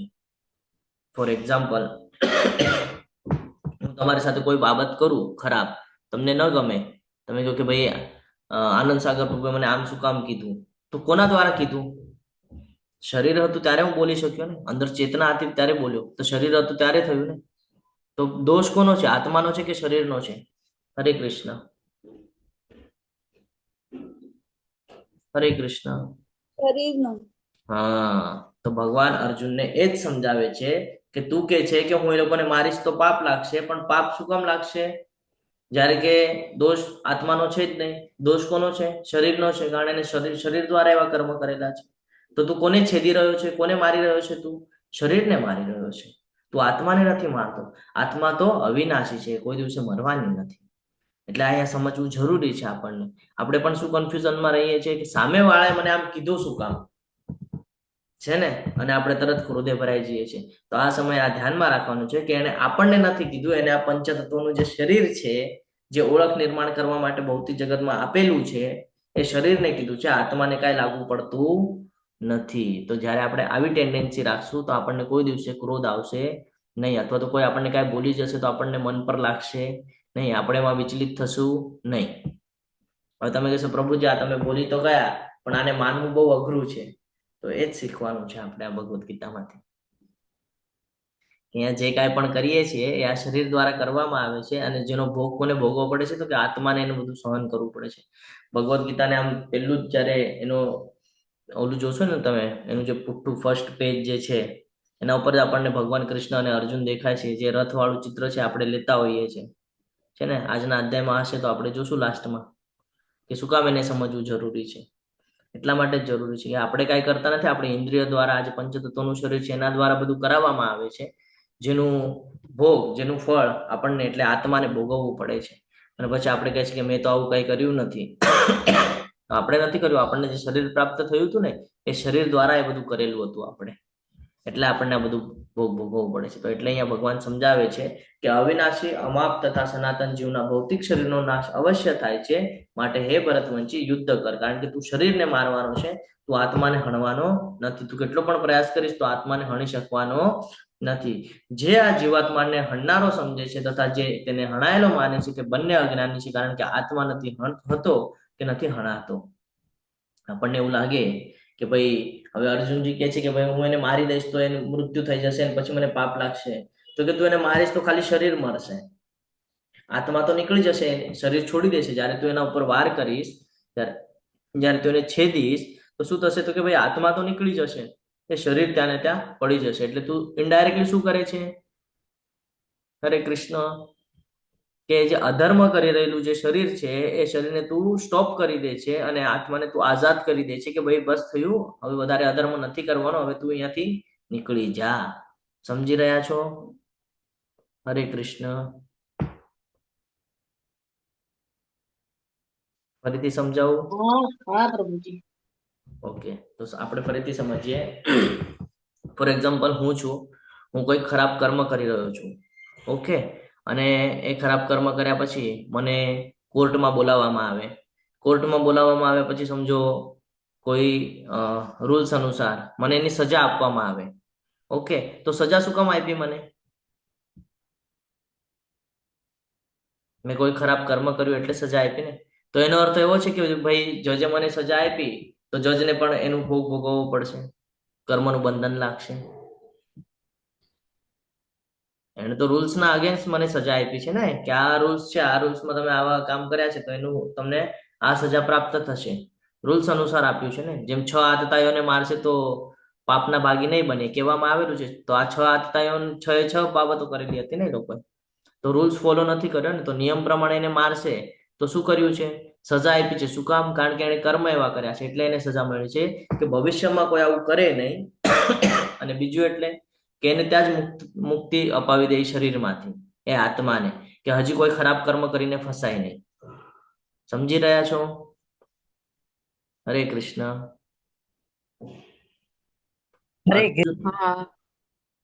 અર્જુનજીને યુદ્ધ કરવા માટે એટલે કહી રહ્યા છે ભગવાન કે એને જે કર્મ કરેલા છે એ કર્મની સજા એને આપવી જરૂરી છે, જેનાથી ભવિષ્યમાં કોઈ એવું કરે નહીં. અને બીજી બાબત એટલે એના અંદર જે આત્મા છે એ આત્માની ભૂલ નથી, એ શરીરની ભૂલ છે કે શરીર ખરાબ કર્મ કરી રહ્યું છે, તું એ શરીરને સ્ટોપ કરી દે અત્યારે મારીને, જેનાથી આત્માથી હજી ખરાબ કર્મ જોઈ ન શકાય અને આત્મા સારા ઓલામાં જાય. સેમ એ જ હમણાં મેં તમને એક ઉદાહરણ સાથે કીધું કે ભાઈ મને કોર્ટમાં બોલાવે અને મને કોઈ સજા આપવામાં આવે, સમજો મૃત્યુદંડ આપવામાં આવે, તો એનાથી શું થશે? જજ થોડી ફસાશે એનાથી. જજે તો નિયમમાં આવીને મને દંડ આપ્યો છે. કેમ? તો કે ભાઈ ખરાબ કર્મ કરેલું ને મેં, તો ભવિષ્યમાં કોઈ ખરાબ કર્મ કરે નહીં. અને આ જે અંદરની આત્મા છે હજી આવા ભોગ ભોગવવા માટે પ્રેરિત ન થાય એટલે એને સ્ટોપ કરવું એ પણ કર્તવ્ય છે. તો એ કર્તવ્યના અગેન્સ્ટ મને સજા આપવામાં આવી કે ભાઈ મને મૃત્યુદંડ આપ્યો. તો મૃત્યુદંડ આપશે તો શું થશે? ભાઈ એ શરીરના અંદરથી એ જે જીવાત્મા છે જીવ નીકળી જશે. તો આગળ જે ભવિષ્યમાં ખરાબ બાબત થવાની હતી ત્યાં સ્ટોપ થઈ ગઈ. કેમ? કારણ કે મને મૃત્યુદંડ મળી ગયો એટલે મેં એ દેહને ત્યાં ત્યાગી દીધું અને મારી આત્મા ત્યાંથી નીકળી ગઈ. સમજાઈ રહ્યું છે? હરે કૃષ્ણ. હા, તો ભગવાન એ જ કહી રહ્યા છે અર્જુનને કે તને એમ લાગે છે કે તું આ લોકોને હણી નાખીશ તો તું પાપનો ભાગી બનીશ, તો તું પાપનો ભાગી નહીં બને, કારણ કે તું જેને મારે છે એ શરીર છે અને આત્મા કોઈ દિવસે હણાતી નથી. એટલે જે જીવાત્માને હણનારો સમજે છે અથવા તો હણાયેલો માને છે એ બંને અજ્ઞાની છે. એમાં કોઈ પ્રકારનું જ્ઞાન છે નહીં, કારણ કે આત્મા અવિનાશી છે અને આત્માને કોઈ દિવસે મારી શકાતું નથી. ખૂબ સરસ રીતે અહીંયા આપણને સમજાય છે. ન જાયતે મ્રિયતે વા કદાચિન્નાયં ભૂત્વા ભવિતા વા ન ભૂયઃ અજો નિત્ય શાશ્વતોયં પુરાણો ન હન્યતે હન્યમાને શરીરે. આત્મા માટે કોઈ પણ વખતે જન્મ નથી અને મરણ પણ નથી. તે ક્યારે જન્મ્યો ન હતો, જન્મ લેતો નથી અને જન્મવાનો પણ નથી. તે અજન્મા સનાતન ચિરસ્થાયી તથા પુરાતન છે. જ્યારે શરીર હણાય છે ત્યારે પણ તે હણાતો નથી. એટલે અહીંયા આપણને એ જ્ઞાન પ્રાપ્ત થાય છે કે આત્માનું કોઈ દિવસે જન્મ નિશ્ચિત નથી અને મૃત્યુ પણ નથી. જન્મ નથી તો મૃત્યુ પણ નથી. તો આપણને પ્રશ્ન થાય તો કે ભાઈ પ્રભુજી આટલા બધા લોકો રહે છે તો આ લોકો મૃત્યુ જ નથી થતું જયારે આત્મા, તો આ બધી આત્માઓ કરે છે શું? પ્રશ્ન થાય ને નિર્માણ. અને જયારે આ પૃથ્વીનો નાશ થઈ જાય, કે જયારે આ યુગ બદલાઈ જાય, કે એવી કોઈ પ્રલય આવે કે કઈ વિનાશ આવે, તો ત્યારે બધા આત્માનું શું થતું હશે? પ્રશ્ન થાય ને નિર્માણ. કે જયારે મહાવિષ્ણુ બધું શ્વાસ અંદર લે તો આખી સમગ્ર સૃષ્ટિ એમનામાં સમાઈ જાય છે, તો આ સમયે આત્માનું શું થાય? ક્વેશ્ચન થવો જોઈએ. થાય છે ક્વેશ્ચન? હરે કૃષ્ણ. હું જયારે તમારી જેમ શીખતો ને, હું જયારે તમારી જેમ બેસતો ને, બહુ ક્વેશ્ચન કરતો પ્રભુજીને. એટલે મને આમ યાદ આવે કે હું ક્વેશ્ચન કરતો આવા બધા ટોપિક ઉપર. હું આવા બધા પ્રશ્નો પૂછતો એમને કે પ્રભુજી તમે કીધું કે જયારે શ્વાસ અંદર લઈ લે તો બધું એમના અંદર હોય છે, તો આવા સમયે આત્મા શું કરતી હશે? તો આવા સમયે આત્મા શું કરે ખબર છે? માતાના ગર્ભની અંદર બાળક હોય ત્યારે એના અંદર જીવ હોય કે ન હોય? હરે કૃષ્ણ. હોય પ્રભુજી, હરે હે ને? કૃષ્ણ. જીવ હોય, પણ જયારે 9 મહિના પછી બહાર નીકળે ને ત્યારે એ આખું સૃષ્ટિ જોઈ શકે, તો સેમ એ સિચ્યુએશન હોય. તો આ બધી આત્માનું પણ સેમ સિચ્યુએશન હોય કે કોઈ દિવસે મરતી નથી. એને જે પ્રમાણે કર્મ કરેલા છે, જે પ્રમાણે ઈચ્છા કરેલી છે, એ પ્રમાણે અલગ અલગ લોકની અંદર એ રહે છે. જયારે આ બધું નષ્ટ થઈ જાય છે ને ત્યારે પણ જેમ માતાના ગર્ભની અંદર બાળક હોય ને એવી રીતે એ કહે ને કે ભગવાનના રૂપ રૂપોની અંદર સમાઈ ગયા હોય. પણ જયારે બારે આવે ત્યારે પછી બધું સૃષ્ટિ ચાલે છે એ પ્રમાણે ચાલે. તો આ સમજવું જરૂરી છે. ભગવાન કે છે આત્મા માટે કોઈ પણ વખતે જન્મ અને મૃત્યુ હોતું નથી. એ કોઈ દિવસે જન્મ લેતો પણ નથી, કોઈ દિવસે જન્મવાનો પણ નથી. કેમ? તો કે ભાઈ આત્મા છે એ અજન્મા છે, સનાતન છે, ચિરસ્થાયી અને પુરાતન છે. સૌથી આપણે કહીએ ને કે એના પર કોઈ જ બાબતની અસર થાય નહીં. એવી રીતે ભગવાન અહીંયા આપણને સમજાવે છે કે બહુ પુરાતન છે. જ્યારે શરીર હણાઈ જાય છે ત્યારે પણ આત્મા કોઈ દિવસે હણાતો નથી. એટલે જયારે જયારે આપણા ઘરે કોઈની દેહ ત્યાગ થઈ જાય તો આપણે વિચલિત નથી થવાનું. આ એક પ્રોસેસ છે. ઘણા બધા લોકો ગભરાઈ જાય. મેં જોયા છે ઘણા લોકો એવા કે રાતના સમયે જો કોઈનું દેહ ત્યાગ થઈ જાય તો આખી રાત ત્યાં રહે જ નહીં લોકો. જો બોડી ઘરે લાવેલી હોય તો પછી ત્યાં રહેવાનું ટાળે, આમ ડરે, એની પાસે જવા માટે પણ ડરે. તો એ ડરવાની જરૂર નથી. એના અંદર આત્મા છે જ નહીં, આત્મા નીકળી ગઈ છે ઓલરેડી બારે. ત્યારે એને ડેડ તરીકે સંબોધન થયું છે કે આ ડેડ બોડી છે. સમજી રહ્યા છો? એટલે એમાં વિચલિત નથી થવાનું ને એને ડરવાનું નથી એમાં. કારણ કે હવે આત્મા સ્વરૂપમાં વયું ગયું છે. હવે બોડી ખાલી બોડી રહી છે. હવે એને પંચતત્વમાં વિલીન કરવાનું છે. એ આપણું કર્તવ્ય હોય છે આગળનું. આપણે આજ નથી સમજી શકતા. તો ભગવાન એ જ કહે છે કે આમાં વિચલિત નથી થવાનું. કોઈ કાલ સવારે તમારા નજીકનું ગુજરી પણ ગયું, દેહ ત્યાગ થઈ ગયો, તો વિચલિત નથી થવાનું. એની જર્ની પૂરી થઈ ગઈ એની. આ સૃષ્ટિ ઉપર જેનું જન્મ જે માટે થયો હતો એ પ્રમાણે એને કર્મ કરેલા છે અને એના કર્મના આધારે હવે એનું આવતું જીવન નિશ્ચિત કરેલું છે એને. તો આ બોડીની અંદરનું એનું જે જીવન છે એ જીવન એને કમ્પ્લીટ કરી લીધેલું છે. એટલે એમાં આપણે વિચલિત થવાનું નથી કે ભાઈ આ તો આની સાથે આપણે બહુ લાગણી હતી અને હવે છોડીને વયા ગયા છે ને. તો કોઈ પણ વ્યક્તિ જયારે આવી રીતે વહી જાય છે તો આપણે શું જીવન જીવતા નથી? જીવીએ જ છીએ ને. આગળની પેઢી ચાલતી નથી? ચાલે જ છે. થોડા સમય માટે આપણે દુઃખી થઈએ છીએ, પાછું બધું જેવું હતું એવું ને એવું થઈ જાય છે. 10 દિવસ, 15 દિવસ, મહિનો, વર્ષ સુધી આપણે આંસુ વહાવ્યા અને પછી ભૂલી જઈએ છીએ. પછી ખાલી એનો બર્થડે અથવા તો પછી પુણ્યતિથિ આવે ત્યારે આપણે યાદ કરીએ. એ વગર આપણને યાદ આવતા નથી. એટલે આ બધી બાબતો બહુ સમજવા જેવી છે કે આપણે આનાથી વિચલિત નથી થવાનું. આ એક પ્રોસેસ છે ભગવાને આપેલી આપણને. કારણ ખબર હતી કે જીવ એકલો જીવન જીવી શકવાનો નથી. એને શરીર આપ્યું છે એનો ગેરઉપયોગ જ કરશે.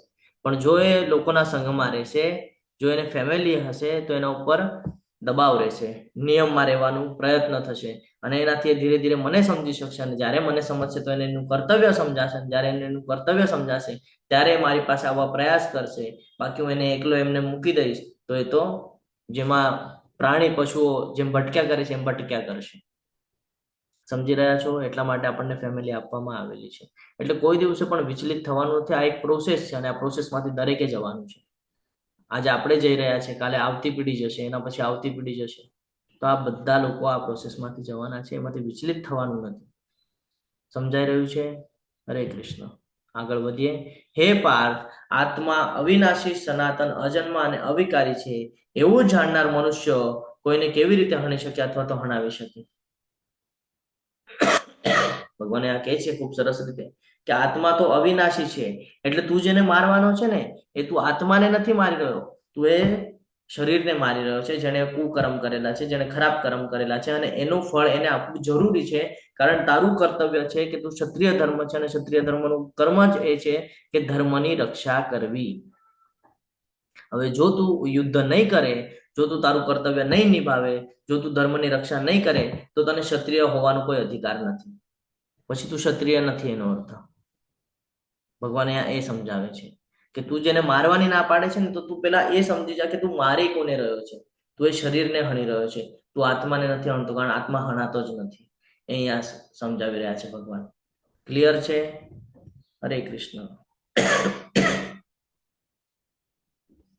ક્લિયર હોય તો આપણે આગળ વધીએ. હરે કૃષ્ણ. હા પ્રભુજી. ઓકે, હવે આગળ વધીએ તો આગળ પણ ખૂબ સરસ રીતે સમજાય છે. તો પછી આત્મા સમજો બોડીને છોડી દે છે, તો પછી શું થાય છે એનું? તો કે છે વાસાંસી જીર્ણાની યથા વિહાય નવાનિ ગૃહાતિ નરો પરાણી તથા શરીરાણિ વિહાય જીર્ણા યન્નાનિ સંયાતિ નવાનિ દેહી. જેવી રીતે મનુષ્ય જૂના વસ્ત્રો તજીને નવા વસ્ત્રો ધારણ કરે છે, તેવી જ રીતે આત્મા વૃદ્ધ તથા નકામા શરીરને તજીને નવા ભૌતિક શરીરો ધારણ કરે છે. ફોર એક્ઝામ્પલ સાથે આપણે સમજીએ કે આપણે ઘરે હોઈએ ત્યારે આપણા ઘરના કપડાં અલગ હોય, બહારે કોઈ ફંક્શનમાં જઈએ એના કપડાં અલગ હોય, ટેમ્પલમાં જતા હોય તો ત્યાં અલગ કપડાં પહેરીને જઈએ, હજી કોઈ જગ્યાએ જવાનું મીટિંગ વગેરે તો ત્યાં અલગ કપડાં પહેરીને જઈએ. તો આપણે શું કરીએ છીએ? અલગ અલગ જગ્યા ઉપર અલગ અલગ કપડાં પહેરીને જઈએ છીએ. એવી જ રીતે અહીંયા પણ અલગ અલગ લોક આપવામાં આવેલા છે. ઉપર બ્રહ્મલોક સત્યલોક થી માંડીને નીચે નરકલોક સુધી અલગ અલગ લોક આપવામાં આવેલા છે. હા ઈલા માતાજી બોલો. હરે કૃષ્ણ. હરે કૃષ્ણ. પ્રણામ પ્રભુજી. પ્રભુજી ભૌતિક શરીર ધારણ કરે છે એવું ભગવાને ભગવદ ગીતામાં કીધું છે, તો જે ભગવત ધામ જાય છે એના માટે પણ એ શરીર ભૌતિક શરીર છે? શું કહો છો? આમાં લાસ્ટમાં કીધું છે ને કે ભૌતિક શરીર ધારણ કરે છે, જે જૂનું શરીર ત્યાજે અને બીજું નવું ભૌતિક શરીર ધારણ કરે છે. તો જે ભગવત ધામ જાય છે કોઈ જીવ, તો એનું શરીર પણ ભૌતિક શરીર કહેવાય છે? ના માતાજી, ભૌતિક શરીર તો ખાલી ભૌતિક જગત માટે છે ને. ભગવાનનું જગત તો આધ્યાત્મિક છે. આ શ્લોકમાં ભગવાને આવું કીધું છે ને કે ભૌતિક શરીર ધારણ કરે છે. હા, તો એ જ સમજીએ આપણે. કરું છું માતાજી, તમારો ડાઉટ ક્લિયર કરું છું. તો અલગ અલગ લોક આપવામાં આવેલા છે, એમાં પણ અલગ અલગ યોનિઓ આપવામાં આવેલી છે. તો સેમ એઝ એવું થાય છે કે જૂના વસ્ત્રો તજીને, જેમ આપણે ઘરે હોઈએ તો અલગ કપડાં હોય, ઓફિસ પર જઈએ તો અલગ કપડાં હોય, કોઈ ફંક્શનમાં જઈએ તો અલગ કપડાં હોય, એવી રીતે આપણે અલગ અલગ યોનિઓ પ્રાપ્ત કરીએ છીએ. એક શરીર છોડી દઈએ છીએ અને આવતું શરીર શેના પર નિશ્ચિત થાય છે? તો કે આપણા કર્મો ઉપર અને આપણી ઈચ્છા ઉપર. આપણે જે ઈચ્છા વ્યક્ત કરી હોય, અંતિમ સમયમાં જે સ્મરણ થયું હોય એ, પ્લસ આપણે જે કર્મ કરેલા હોય જીવનની અંદર, આ કર્મ આ બંનેના ઉપર ડિપેન્ડ થાય છે. હવે આપણને પ્રશ્ન એમ થાય કે એ કેવી રીતે સમજી શકાય કે ભાઈ કયું યોની પ્રાપ્ત થશે, તો કેવા કર્મ કરેલા છે તો ક્યાં જવા મળશે? તો ભગવદ્ ગીતામાં આખું વિસ્તૃતમાં વર્ણન છે કે તમે જે પ્રમાણે કર્મ કરો છો એનું ફળ તમને નિશ્ચિત મળવાનું છે. એની માટે 3જો અધ્યાય 5મો અધ્યાય એટલા માટે જ આપેલો છે. કર્મ ઉપર બેઝ છે આખો અધ્યાય, કે તમે કેવા કર્મ કરો છો તો તમને કેવું પ્રાપ્ત થાય છે, એ આખું એમાંથી આપણને જ્ઞાન પ્રાપ્ત થાય છે. એટલે આ સમજવું બહુ જરૂરી છે કે જૂના વસ્ત્રો તજીને નવા વસ્ત્રો ધારણ કરવું એટલે શું? કે આ શરીર અત્યારે પ્રાપ્ત થયું છે એવું નથી આવતું શરીર પણ માનવનું જ મળશે. નો, આવતું શરીર તમારા કર્મના બેઝ પર તમને પ્રાપ્ત થશે. જો તમે કોઈ ખરાબ કર્મ કર્યા હશે તો તમને એવી યોની પ્રાપ્ત થશે. તમે સારા કર્મ કર્યા હશે તો સારા યોનીમાં જશો. તમે સારા કર્મ પણ કર્યા હશે, પણ જો અંતિમ સમયમાં જો કોઈ પશુનું કે પ્રાણીનું કે એવું કોઈ તમને સ્મરણ થઈ ગયું હશે, તો તમે સારા કર્મ કરીને પણ તમે યોનીમાં જશો. એટલે આ પણ સમજવું જરૂરી છે. કાલ સવારે આપણને લાગે કે ભાઈ મેં ઘણી બધી ભગવાનનું સ્મરણ, ભગવાનની ભક્તિ કરેલી છે, તો ભગવાન તમને એવા, અને લાસ્ટ સમયમાં તમે જો પશુનું સ્મરણ કરશો તો તમને ત્યાં મોકલાવશે, પણ તમને ભક્તોની વચ્ચે રાખશે. સમજી રહ્યા છો? એટલે અહીંયા કન્ફ્યુઝન થવાની કોઈ જરૂરત નથી આપણને, કે આપણને એવું થાય કે મેં તો ભક્તિ કરેલી છે પણ એની પહેલા ઘણા બધા કર્મો પણ કરેલા છે, અને અંતિમ સમયમાં મારાથી કોઈ સ્મરણ થઈ ગયું તો ભગવાન તમને ચોક્કસ એમાં મોકલશે, પણ પછી એમાં આપણને લાભ એ થશે કે આપણને ભક્તોની વચ્ચે રાખશે. ફોર એક્ઝામ્પલ, કોઈ ગાય હોય, કોઈ કૂતરું હોય, બરાબર, કોઈ તો એ ક્યાં જોવા મળે છે આપણને? મંદિરની આસપાસ જોવા મળે, ટેમ્પલના એમાં. હવે ગાય છે તો ગૌશાળા હોય એની અંદર, તો આવી રીતે આપણને ઓપોર્ચ્યુનિટી મળે પછી. હા શ્રેયા માતાજી બોલો. હરે કૃષ્ણ. હરે કૃષ્ણ માતાજી. હરે કૃષ્ણ પ્રભુજી. બોલો માતાજી. હું એવું પૂછું છું કે આજે લોકો જે જાજી ભક્તિ કરતા હોય એ લોકો જ કેમ દુખી હોય છે વધારે પડતા, પણ ભગવાન એને મુશ્કેલીમાંથી રસ્તોય આપે છે અને ભક્તિ તરફ એ લોકોને વાળે પણ છે, તો એ જરાક સમજાવજો ને. યસ માતાજી. માતાજી આ અને આવતો શ્લોક લઉં અને પછી આપણે એના પર ચર્ચા કરીએ. ઓકે, એટલે ઓકે ઓકે પ્રભુજી. તો અહીંયા આપણને એ જ્ઞાન પ્રાપ્ત થાય છે કે જૂના વસ્ત્રો તજીને નવા વસ્ત્રો ધારણ કરે છે. એટલે એનો અર્થ એવો નથી કે ભાઈ આજે માનવનું શરીર મળ્યું છે તો આવતીકાલે પણ માનવનું જ મળશે. નો, આપણે કેવા કર્મ કરીએ છીએ કર્મના આધાર ઉપર અને આપણે લાસ્ટ સમયની જે ઈચ્છા છે ઈચ્છાના આધાર ઉપર આપણને આગળનું જે શરીર છે એ પ્રાપ્ત થશે. તો અહીંયા એ જ સમજાવે છે કે ભૌતિક શરીર ધારણ કરે છે. ક્યાં સુધી ભૌતિક શરીર ધારણ કરે? તો કે જ્યાં સુધી ભૌતિક જગતમાં આપણે જીવન વ્યતીત કરવાનું હશે ને ત્યાં સુધી. હવે એ કેવી રીતે નિશ્ચિત થાય? તો કે અહીંયા આપણા કર્મોથી નિશ્ચિત થાય કે ક્યાં સુધી આપણે ભૌતિક જગતમાં ફસાયા કરશું. આપણી ઈચ્છા ઉપર નિશ્ચિત થાય. આપણે જો એવી રીતે ઈચ્છા રાખી કે ભાઈ મને ભલે આવતો જન્મ મળે પણ મને ભગવાનની ભક્તિ મળે, તો ચોક્કસ એવું થઈ શકે કે ભગવાન ભક્તિ માટે આપણને મનુષ્ય યોનિ પ્રાપ્ત કરાવે. કારણ કે ભક્ત ત્યારે જ બની શકાય જ્યારે મનુષ્ય યોનિ પ્રાપ્ત હોય.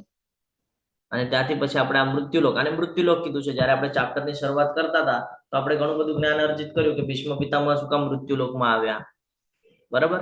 કયો એવો શ્રાપ મળી ગયો એમને તો મૃત્યુલોકમાં આવ્યા? એ તો પેલા વસુ હતા, બરાબર? પછી કોઈ પણ આપણે દુર્વાસા મુનિની પણ વાત જોઈ કે દુર્વાસા મુનિ દર વખતે ક્રોધિત થઈ જાય છે અને બધાને શ્રાપ આપે છે. શું કામ શ્રાપ આપે છે? શેના શ્રાપ આપે છે? આ બધા શ્રાપ આપીને કરે છે શું? તો એ નીચે મોકલાવે છે મૃત્યુલોકમાં કે ભાઈ ત્યાં જા અને જો શું થાય છે.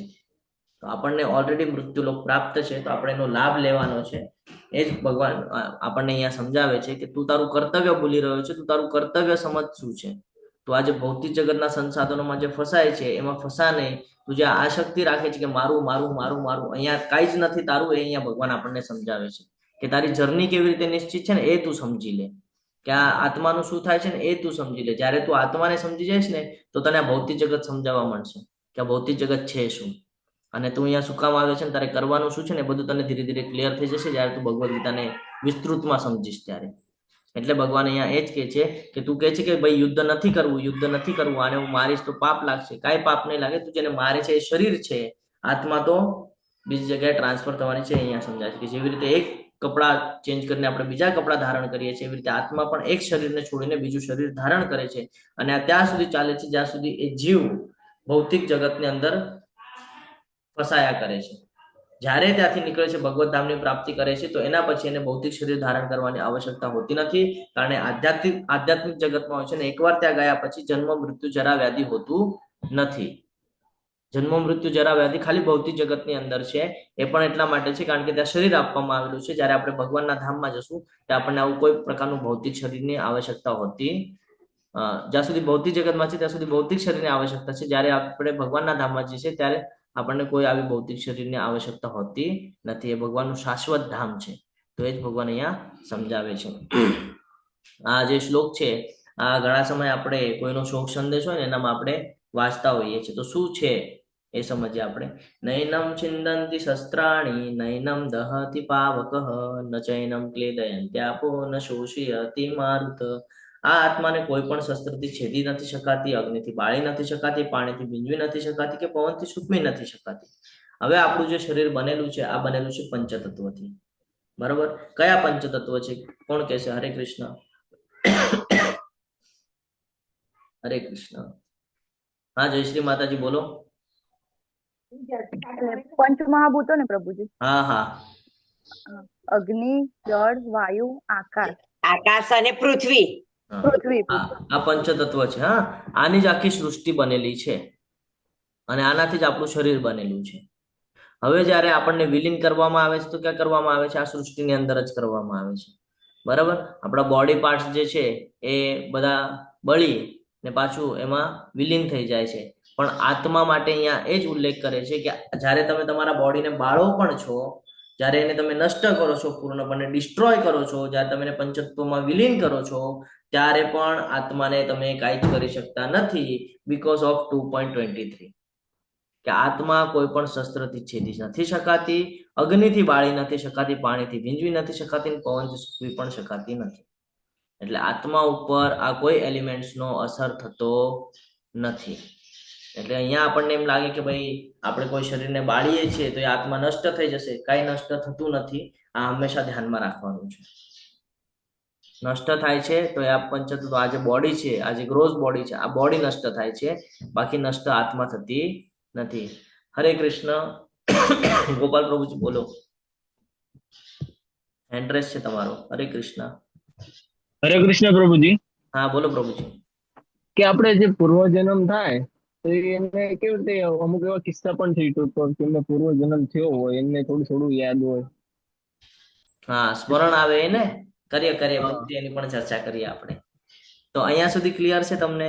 આ સમજાણું છે, આ શ્લોક સમજાણો તમને? હા તો હવે અહીંયાથી આપણને શું શું શીખવા મળ્યું?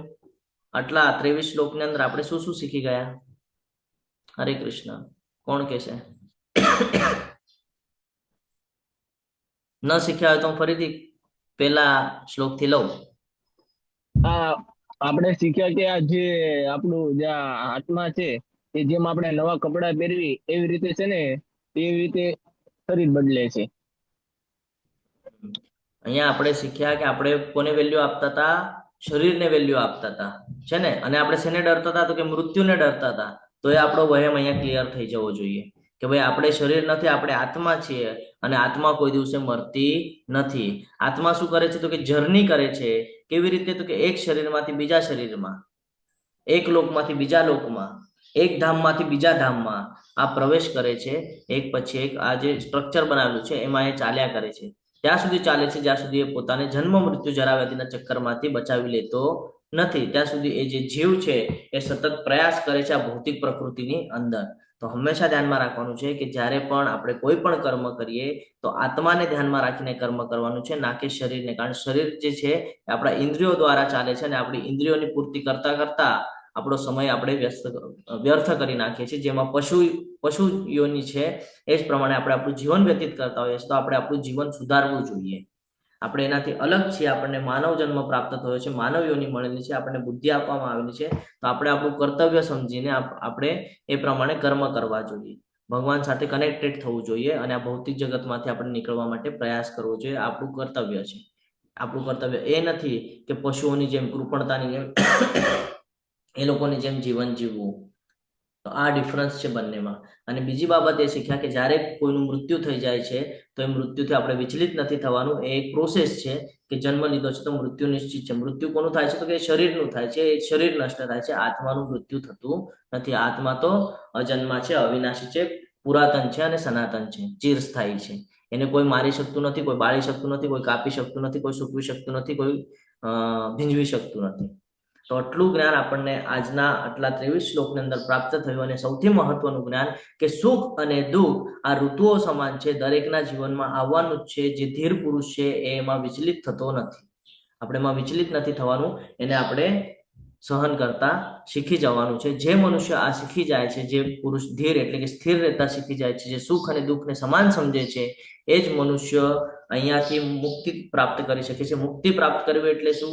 કે આ જે શરીર મળ્યું છે એનો યોગ્ય ઉપયોગ કરીને આગળની જે જર્ની છે એ નિશ્ચિત કરવી, એને કીધેલું છે મુક્તિ પ્રાપ્ત કરવી. નહીં તો શું થાય છે? આપણે આ જ જન્મમાં ઘણી બધી ઈચ્છાઓ વ્યક્ત કરીએ છીએ અને ઈચ્છાઓના આધીન આપણને ફરી પાછું કોઈક ને કોઈક યોનિ દ્વારા માનવ યોનિ સુધી પહોંચવું પડે છે અને આપણે એ જ ચક્કરમાં ફસાયા કરીએ છીએ.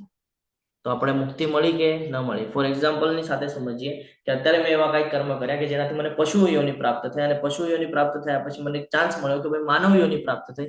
તો એમાં મારી મુક્તિ ક્યાં થઈ?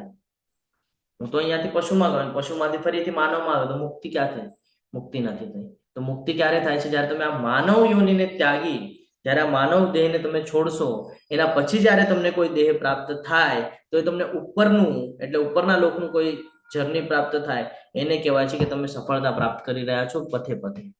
અને સૌથી મોટી સફળતા મુક્તિ પ્રાપ્ત કરવી એટલે શું? જન્મ મૃત્યુ જરા વ્યાધિમાંથી બચવું. આ સૌથી મહત્વનું છે. આ ક્યારે થાય? તો કે અનન્ય ભક્તિ દ્વારા આ શક્ય છે. જ્યારે આપણે અનન્ય ભક્તિ કરશું નોન સ્ટોપ, તો આપણને અંતિમ સમયમાં ભગવાનનું સ્મરણ થશે, અને અંતિમ સમયમાં ભગવાનનું સ્મરણ થશે તો આપણે ગોલોક વૃંદાવન જશું. એટલે આ બધું એકબીજા સાથે કનેક્ટેડ છે.